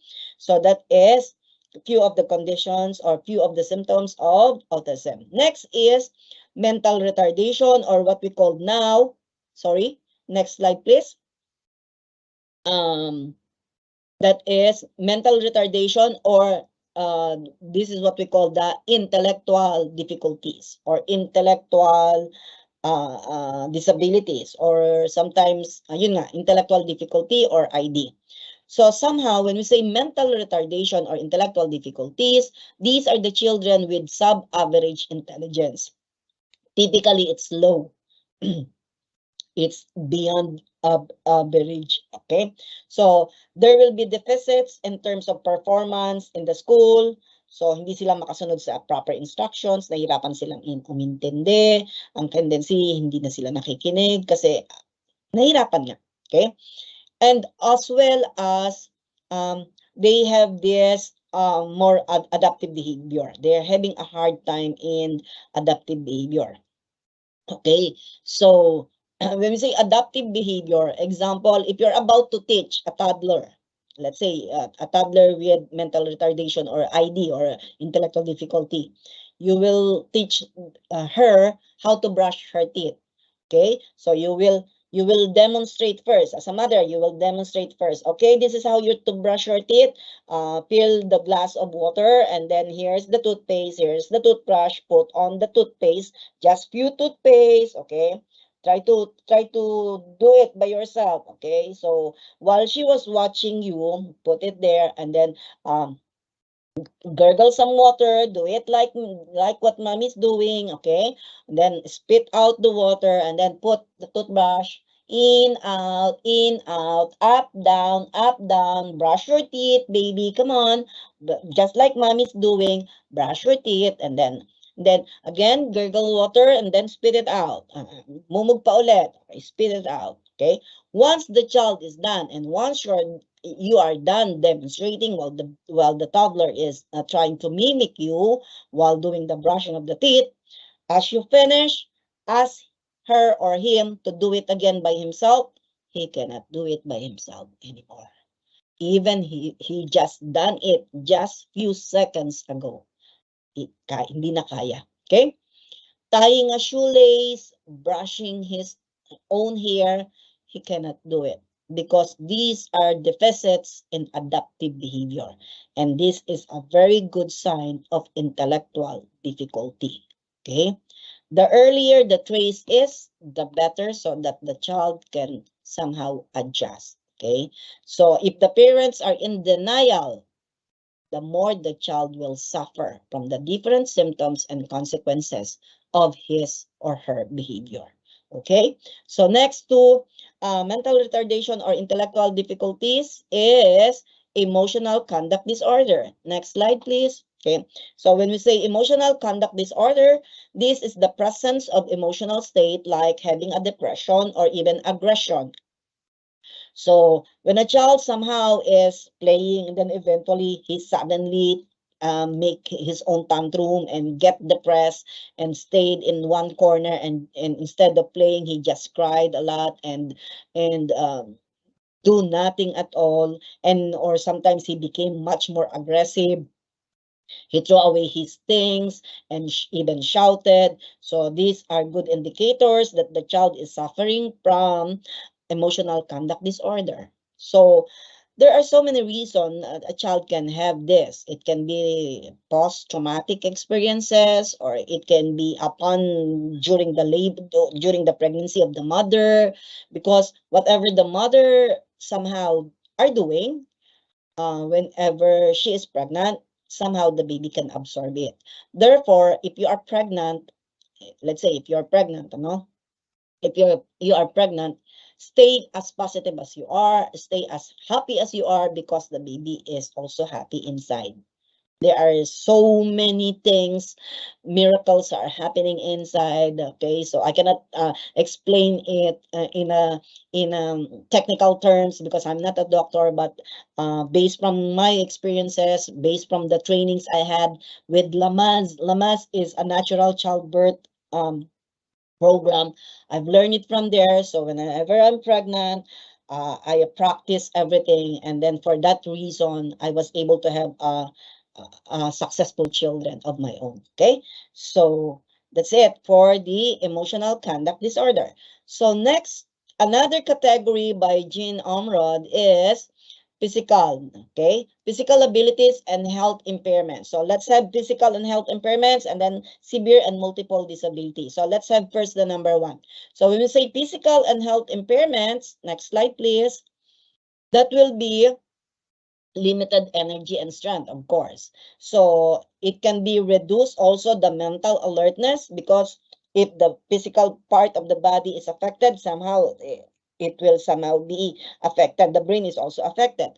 So another condition, it can be limited muscle control. A good example is yung mga yung may mga depresya na putol ang paa, putol ang braso, o kaya yung mga nag-shrink ang muscle. Halimbawa yung nung maliit, tinipos, yung tawag nila tinipos, nag-shrink yung muscle, hindi nagalaw, hindi na exercise, hindi nakapunta ng doktor whatsoever, umurong yung muscle, lumiit yung binti, hindi ngayon yung pantay. So pag naglalakad siya, tatabi-tabingi. Okay? O kaya naman, another example is, ipinanganak siya, it's in hereditary conditions, kung saan ito yung balikat niya, okay? Ito yung balikat, imbis na merong arm, yung kamay ang nakadikit dito. So, ganyan na siya. Wala na yung arm, kamay kagad. Okay? So, this can be physical and health impairments. Definitely, if there are this condition, try to give them activities, especially if they have particular activities that is suited to whatever abilities they can only do. Okay? Huwag mong bibigyan ng running activities yung batang urong ang paa. Of course, mahihirapan yan. Kung gusto niyang sumali, that's the only time na you can explain it to the child and explain also to other classmates para naman bigyan ng konting consideration na mapanalo yung bata. Okay? So, pwedeng nagagawa ng mga teachers yan. Okay, well anyways, let's proceed with number 2. That will be severe and multiple disability. Okay? Severe and multiple disability, it can be a presence of 2 or more different types of disability. It can be dyslexia, tapos giftedness, or it can be ADHD pero may cerebral palsy, mga tipong ganon. So, severe and multiple disability. A good example of severe and multiple disability that I can think of as of today is no other than Leonardo da Vinci. Leonardo da Vinci has esotropia. When we say esotropia, is the condition of the eyes wherein the black part of the eye is pointing outward. So, nakaganon. Okay, esotropia. So, there are several conditions. Iba din yung strabismus, cross-eyed naman siya, strabismus. So, meron namang iba, isang mata lang ang nakatutok dito sa gitna. Pero yung isa namang mata is pwedeng nakatutok sa taas or nakatutok sa baba. There are different terms for that. And that is considered severe or multiple disability because Leonardo da Vinci is not only suffering from esotropia,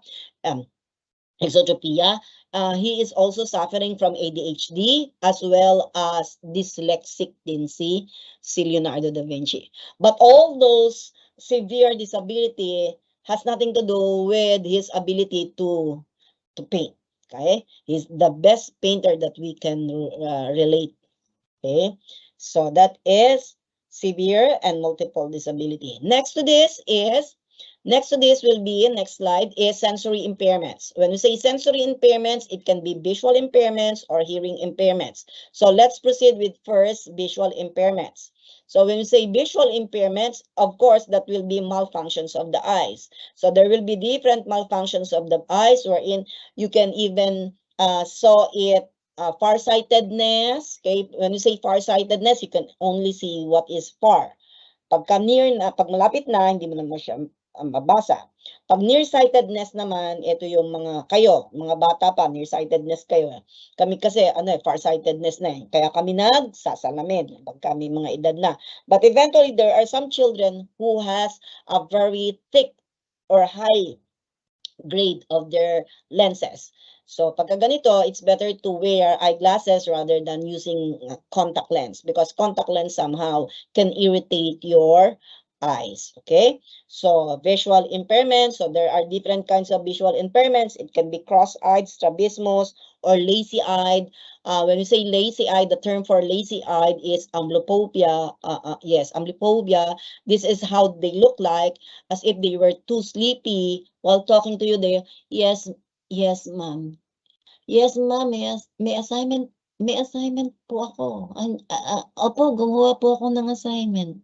So they look like they are very lazy or very sleepy while talking to you. So these are just few conditions of the visual impairments. Okay, next to this is hearing impairments. Of course, when you say hearing impairments, malfunctions of the ears or even the auditory nerves. Okay, so please take care of your auditory nerves. If the child is if you have a student who has hearing impairments, of course, when they do like this, meaning to say they are having a hard time to hear you with their left ear. Ito malakas, ito mahina, kaya nilalapit nila sa source ng sound. Okay? Pagka ganyan na yung bata, nagaganyan na, please make some action, allow them to sit near you so that they can hear you vividly. Okay? So these are hearing impairments. Next is the next slide, please. The type of giftedness. So these are the last categories of exemptionalities. Of course, a while ago, I discussed to you the different kinds of giftedness. So there are 6.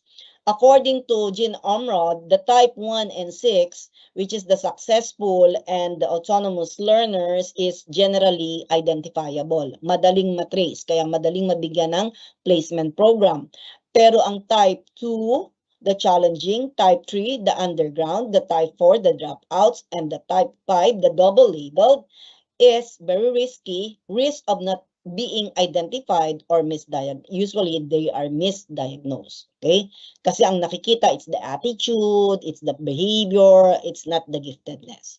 Kaya minsan, hindi na bibigyan pansin ng teachers or ng school system or even the parents at home. Okay? So, these are all the 5 types of categories of exemptionalities. So, this time, let's discuss. Next slide, please, ma'am. So let's discuss the twice exemptional or dual exemptionality or the 2Es.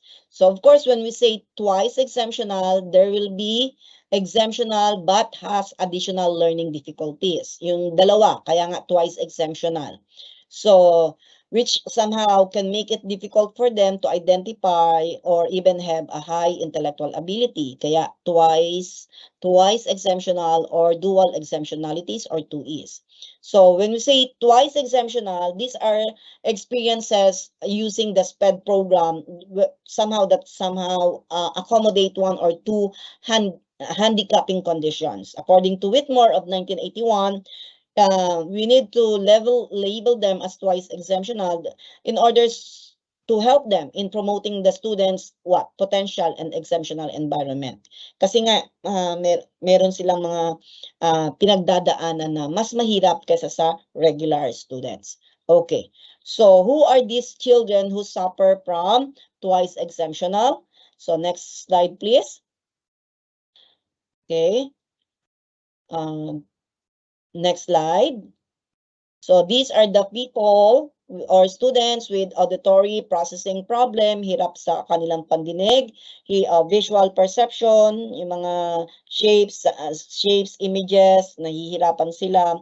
Attention deficit disorder, for that matter, diniscuss ko siya, opposite ng ADHD. Okay, another is display difficulty in following a sequence or verbal directions or instructions. Okay. Yan ang tawag natin sa twice exemptional, according to VIDA of 1993. Okay, let's proceed. Next is, what are the evaluation process? The evaluation process for twice exemptional can be a formal assessment or even informal assessment. So marami kang pwedeng pagugutan ng grade nila. So pag sinabi natin formal assessment, there can be an individual administered intelligence test or the standardized test that I'm talking about. So a while ago, I did mention the Stanford Binet intelligence test for the formal. It can be also diagnostic achievement test given by the school, or it can be also a test of aptitude. Okay, or even a test of creativity. You can even ask the child to create something out of something. Okay, so that is formal assessment. For the informal assessment, you can even evaluate your student with twice exemptional by expert or by other teachers, not you. Okay, there can be also classroom observation. A simple classroom observation can somehow assess the child. And of course, you can even ask or do survey pertaining to the peers evaluation or peers. You can do a checklist and then give it to the peers so that they will not answer to much more. They will just check it, and then you can evaluate and you can convert it into numbers or even Likert scale. And another informal assessment can be a form of interview with the parents, caregivers, or even other person that involves the child. And of course, the last but not the least is the audition. If the child is about to perform something, you can ask for an audition like creating a song or singing a song or even dancing or reciting a poem or whatsoever audition. So these are the different evaluation process you can give to twice exemptional. Okay, so next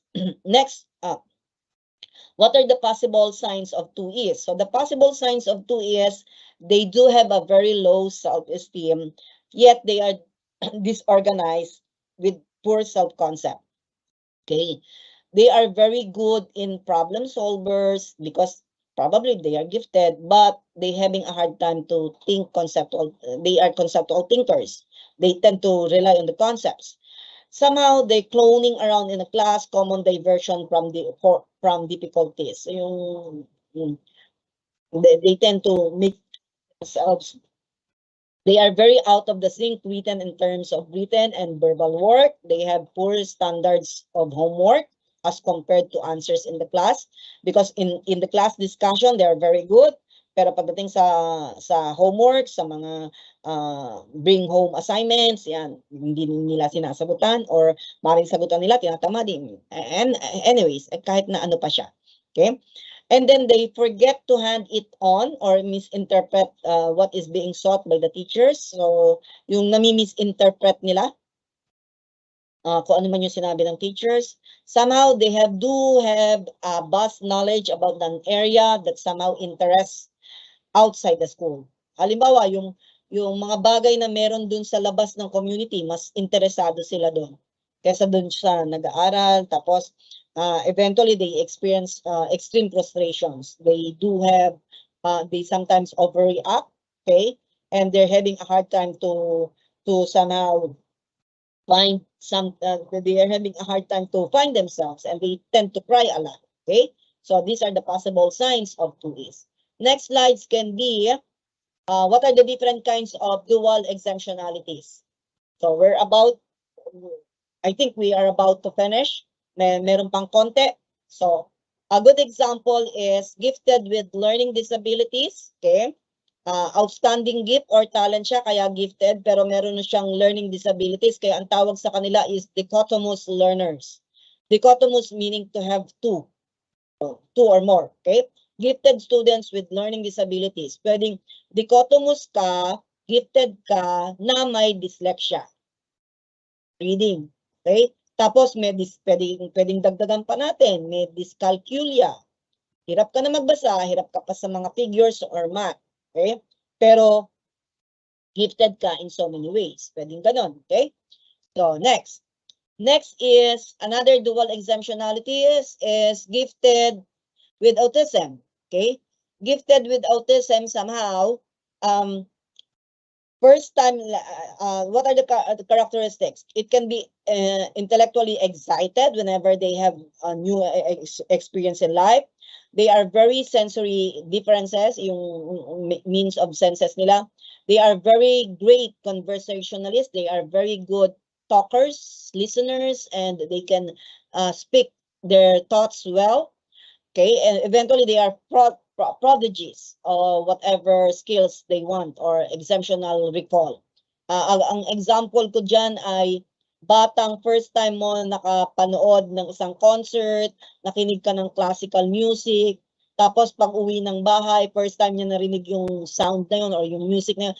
Pag uwi ng bahay, tinipa sa piano, tinipa sa gitara, na-recall niya lahat ng nota. Okay, so gifted with autism. Okay, next is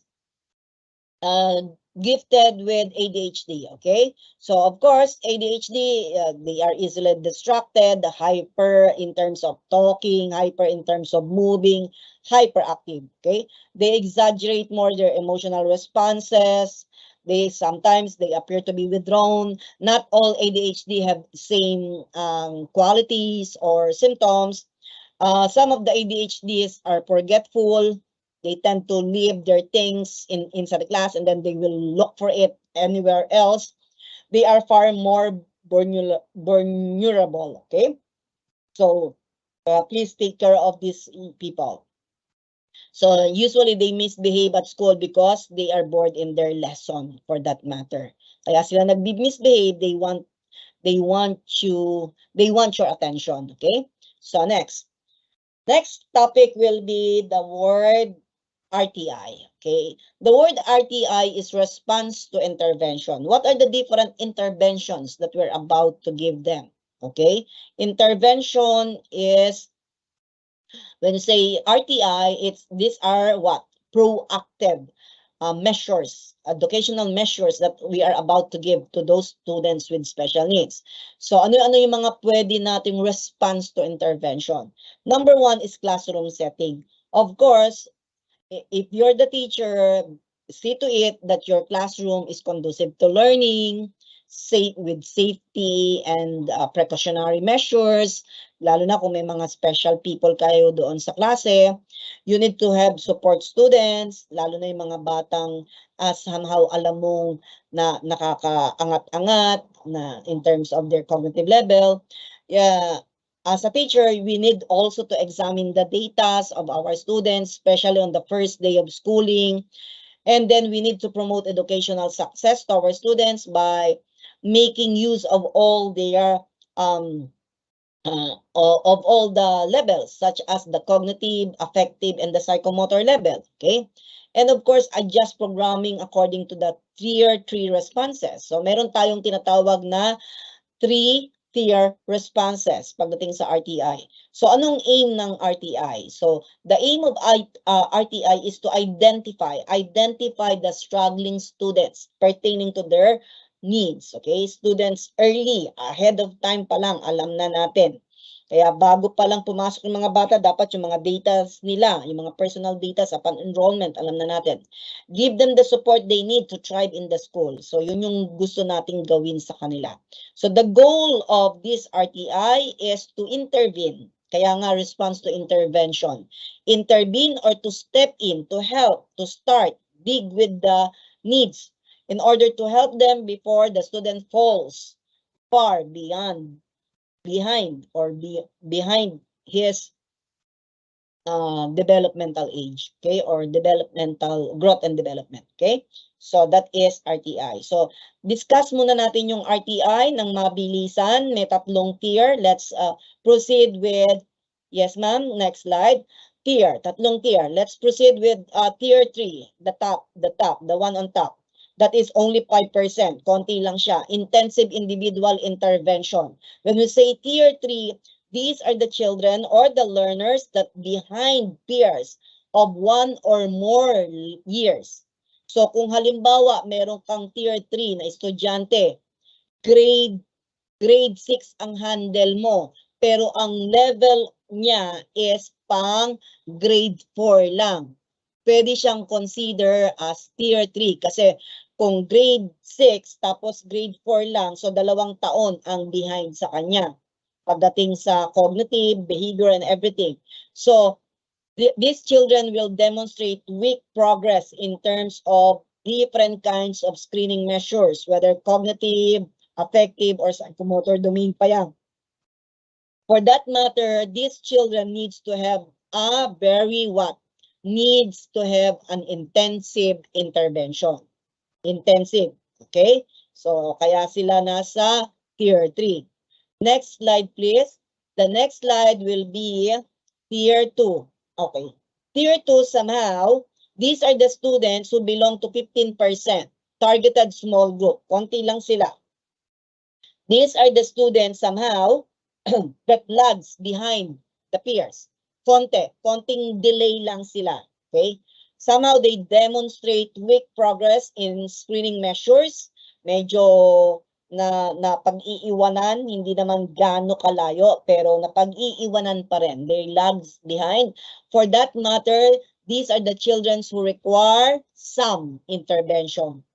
Not totally massive, not totally intensive, but some. Kaya targeted small group instruction lang sila. Pagsasama-samahin nyo. This is what we call tier 2 intervention. Next slide, please. That will be tier. Oops.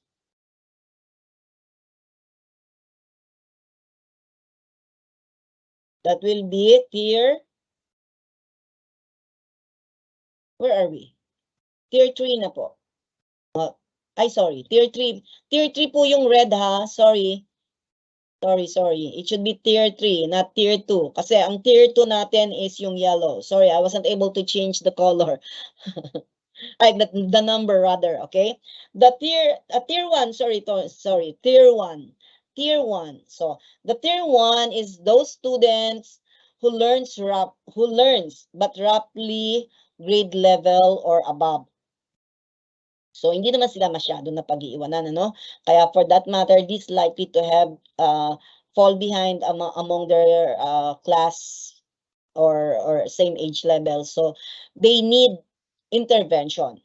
So need pa rin sila ng intervention, pero hindi kasing grabe nung 2 at saka nung 3. So most probably core classroom intervention or instructions na to. Pwede silang maramihan kasi not that very late naman sila or behind, okay? So this is what we call tier 1. Marami na sila, 80%. Sorry for the wrong number. It should be tier 1, okay? So next is ito na. Yan. So the tier 3 intensive students with high risk, okay? The tier 2, the tier 3 again intensive students with high risk. The tier 2 is those targeted students with some risk factors. For that matter, need pa rin sila ng intervention. Ang tier 1 universal kasi common, no? All students, more or less 80% of the class. So you need to give continuous parent communication. I-inform mo ang parents sa mga nangyayari sa bata inside the class, o kung may nakikita ka sa labas ng class, let's say dun sa park, nadaanan mo sila, inform also the parents. Collaborative problem solving para tulong-tulong together with these other children or peers or other teachers. So this is what we call the RTI. Next is, okay, I think this is the last topic. Okay, the people first language. Next slide, please. So next slide, ma'am. Okay, the people first language, few more slides in order to finish. So we still have more time, okay? Ample time, okay? So people first language, what do you mean by people first language? Let's proceed with the next slide, please. When we say people first language or PFL, okay, PFL. The PFL is what we call putting the person first, not the disability, okay? We need to consider the person rather than the disability. So we need to tell us what condition the person had, not what they are. Do not tell me that this child is moron because he has low IQ level, okay? It's not what they are, but conditions of the child. Let's focus. Focus or even emphasize the limitation should be focused on the abilities or the advantages of the child, not the disabilities or the disadvantages. Kaya people first language. With all due respect, respect the person first because he is entitled. He has the right to be respected regardless of his condition. Next slide, please. So what are the examples of the people first language or PFL? Instead of saying blind person, a person who is blind. Okay? Start with the person. She's bipolar. Instead of saying she's bipolar, she's a person with bipolar disorder.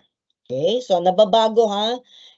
Focus dun sa tao, hindi dun sa disability niya. Instead of saying that man is crazy, no?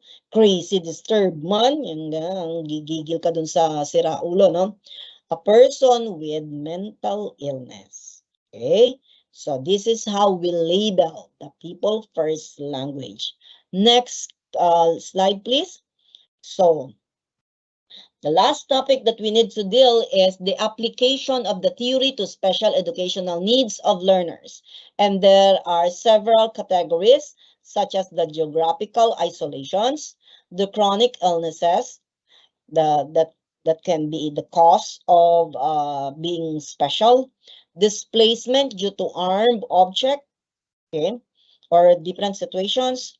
Urban resettlements can be also one of the application of the theories for SPED, okay, that needs to be addressed. Disaster is also common, and the child abuse and child labor practice.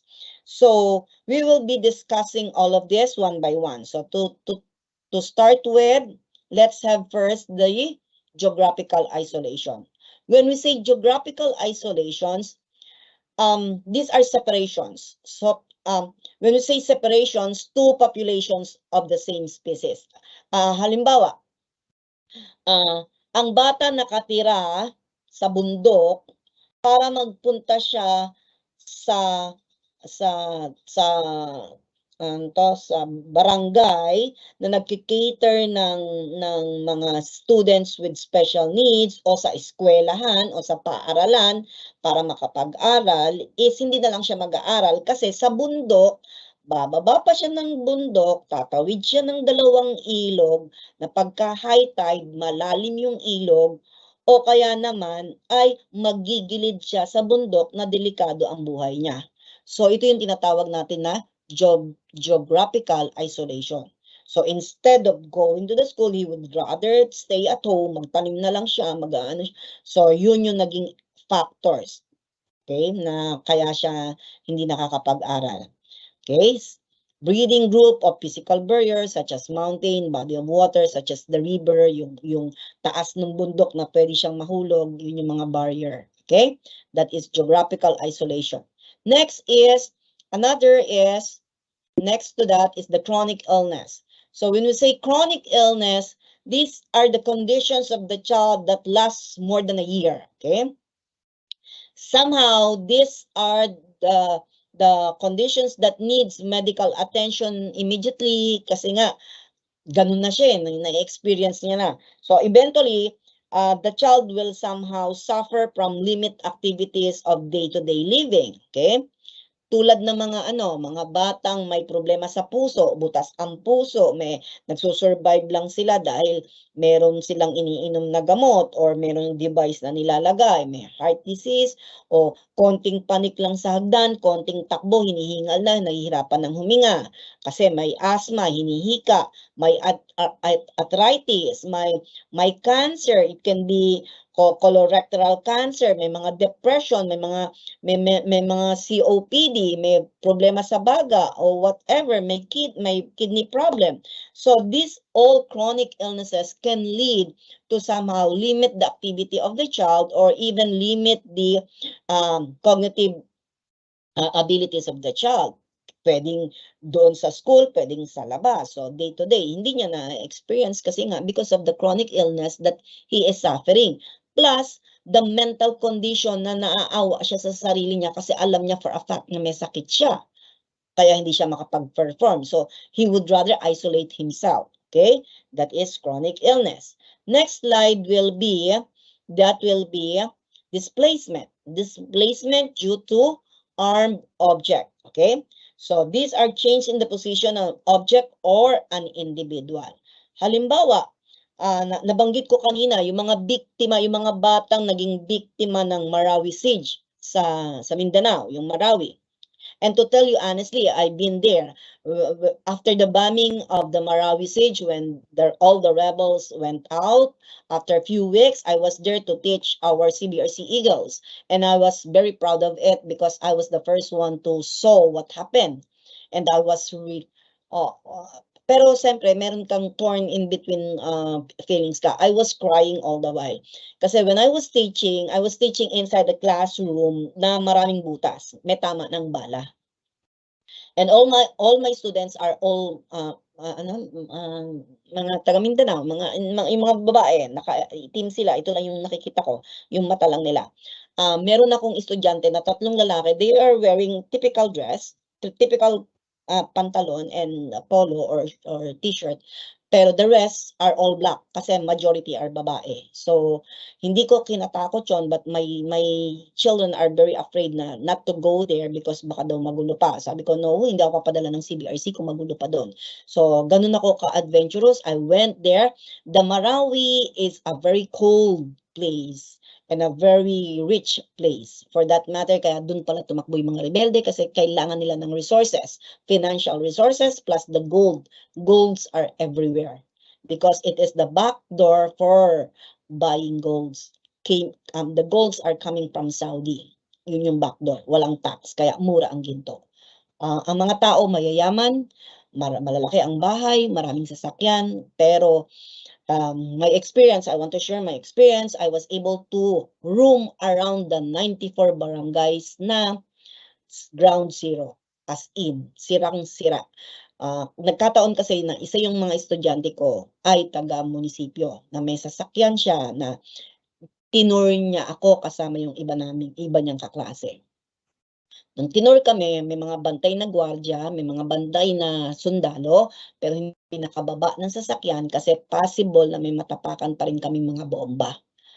Tinur lang kami doon sa kalsada kasi yung kalsada nahawi na. But the rest, yung mga sides, mga bahay, as in sabog, butas, malalaking bala. All the while, I was crying. I was trying to video it, but I was really crying kasi Pilipino sa Pilipino nag-aaway. Okay? Yun yung masakit para sa akin. To cut the story short, this is a good example of displacement due to armed object kasi the children there are victims of armed conflict. Okay, another example is the victims of Yolanda or Ondoy, which is the natural disaster, yung nagkaroon ng lindol, pagyanig. Another example, yung economic changes na nangyari sa atin due to pandemic, due to COVID-19. Naaalala nyo, nung nagkaroon ng lockdown, after few months, maraming nag-uuwian na taga Maynila, umuwi sa kanilang probinsya kasi nawalan ng trabaho. And that is economic changes. And that is a good example of displacement. Okay. Another is, let's proceed with another factor, that is urban. Next slide, please, ma'am. Urban resettlement. Okay. Urban resettlement has something to do with settlement is an official agreement between two sides that involves conflicts. So somehow nagkakaroon ng reduce of people's exposure to hazard. So, yan, umaalis yung mga tao overall. So, naapektuhan yung social at saka economic terms. So, kung saan sila nandoon for the meantime. So, mga example nito, yung mga sudden event na nangyayari sa buhay natin, kung naaalala nyo, ma'am, next slide please, ando doon yung example ko. Kung naaalala nyo, nung nagkaroon ng pagsabog, nung Taal Volcano, di ba yung mga taga Batangas, yung mga malalapit sa Taal, lumipat sila. Due to natural catastrophe, natural disaster, umalis yung mga naging biktima ng earthquake, nung paglindol o yung pagsabog ng Taal, o kaya yung nagkaroon ng, yun nga, sa Yolanda, yung tsunami, yung nagkaroon ng sunog o ng typhoon, sa madalas yan sa Visayas, nagkakaroon ng typhoon, volcanic eruption. These are all disasters that affects the special educational needs of our learners. And another is yung child abuse. Next, please, ma'am. This is last, okay? The child abuse and child labor practice, wherein this somehow, the child abuse are, when we say child abuse, these are molested, diba? Physically maltreatment or sexually molestation from the adult or somehow. So somehow, naapektuhan pati ang kanilang way of thinking. Another is yung mga child labor practices, wherein yung mga bata sa probinsya, sa ibang lugar, na sa murang edad ay pinagtrabaho na sila. Katulad ng mga, yung naalala nyo yung Muro Ami? Yung Muro Ami, yung mga nagda-dive sa dagat, yung mga nanguhuli ng mga isda at kung ano-ano, ay mga batang musmos. Tapos, nanguhuli sila doon, tapos nagbabato sila ng mga homemade bombs, yata yun, kaya pati yung mga natural corals ay nasira. So, pati yung mga baga nila naapektuhan kasi they have to hold on with their breath. So, somehow, it can lead to this theory. So, the child abuse and the child labor practice. So, I think this is the end of this is the end of the discussion of our topic, which is PED 10. This is foundations of inclusive and special education. So that's the end of the discussion.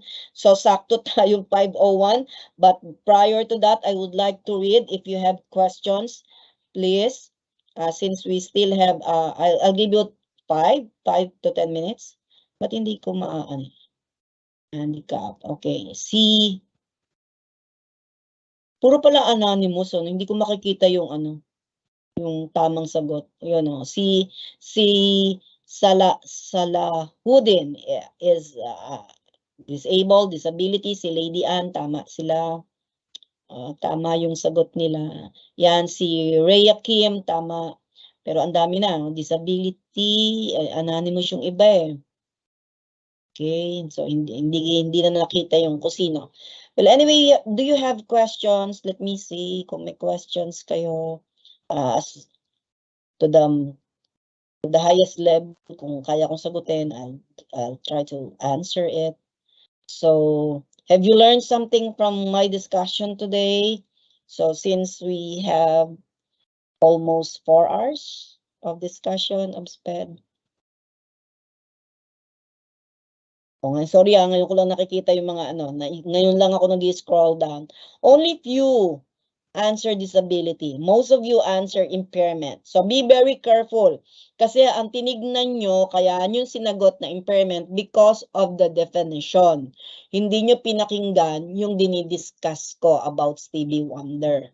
Na kaya niya pang kumanta, mag-compose, mag-play ng piano kahit bulag.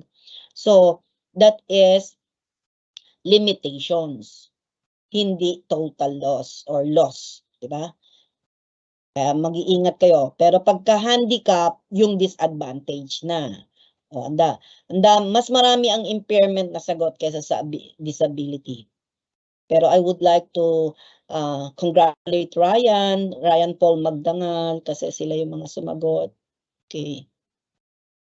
Si Jesus, si Maria Catalina, then the rest. Okay, new slide na po ba? Same slide pa rin po yung nasa screen ko. Kasi ganito po yun paliwanag ko. Kasi I send ma'am, yung presenter natin, a PDF of my slide. Kaya hindi kami nagsasabay ng next ng slide. Kaya I have to discuss it while sa kanya pa lang niya malilipat. Okay? Kaya medyo hindi kami sabay. Kasi nagkaroon nga ng problema dito sa laptop ko. Kanina pa namin naayos. Actually, medyo okay. Tapos biglang nawala. Biglang hindi naging okay. So, with that, si anonymous na answer ay 3.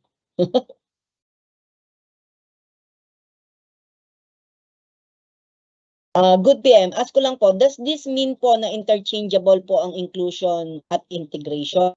No, magkaiba po siya. Dati ang ginagamit natin is integration. We tend to integrate. But this time, we tend to include. Kaya inclusion. Okay? So, hindi po siya interchangeable.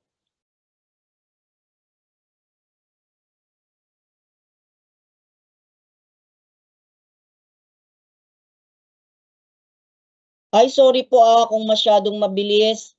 Sino man yung nagtanong kanina, ma'am, sana po di po masyadong mabilis. Thank you po. Siguro dahil dun sa naglalag sa inyo, no? Oo nga, poor signal. Recorded po ba tong session? Kasi poor signal po kasi ako dito. Yan yung problema natin. Sorry po, hindi ko na maibalik yung slide, yung tungkol sa RA. So, tanong na lang po kung merong recorded doon sa may mga tanong. So with that, we are about to, we're done with the discussion of PED 10. So hope to see you soon sa mga next review pa. Pero pagdating sa pag-take ng board exam, maniwala kayo, mag-aral kayo, believe in yourself, kaya nyo yan. Kung nakaya ng iba, kaya ninyo. Marami tayo pong nag-take ng board exam na special, pero they can even make it on top, naging top notcher pa, board passer pa. So kung kinaya nila, mas kaya nyo. Basta, ang akin lang po is, maniwala kayo, if you try to pray it over, claim it, kasi ibibigay nyo. Ako po, first take lang, pero hindi rin ako talaga edu, kasi unit earner din ako, pero when I say to myself na kinaya ko, kaya ko. Okay? Believe in yourself. Sorry, wala na tayong 10-minute break. Oo, nagtuloy-tuloy na ako kasi haba yung topic eh. Pag nag-stop ako, baka hindi ko ma-discuss lahat. Well, anyways, thank you very much. I think that's it. Ma'am Kate, Hello are you po. still Yes. there? Yes po. Apo. Pasensya na po, medyo mahina na dito sa end ko kasi kahit naka-volume ako, medyo ano na, malakas ang ulan. Okay po, ma'am. Thank you so much po. Thank you. Po, ma'am. Thank you so much po. By the way, Eagles, pasuyo na lang din po ulit ng evaluation link po na nasa inyong evaluation channel po sa MS Teams. And yung mga nagtatanong po kung recorded, yes po, recorded po ito and i-upload po sa inyong mga MS Team account after 2 to 3 days po. So, maraming salamat po. Magkita-kita po ulit tayo next week po, Saturday. Thank you so much po, ma'am. Okay po, we can leave the MS Teams na po. Maraming salamat po.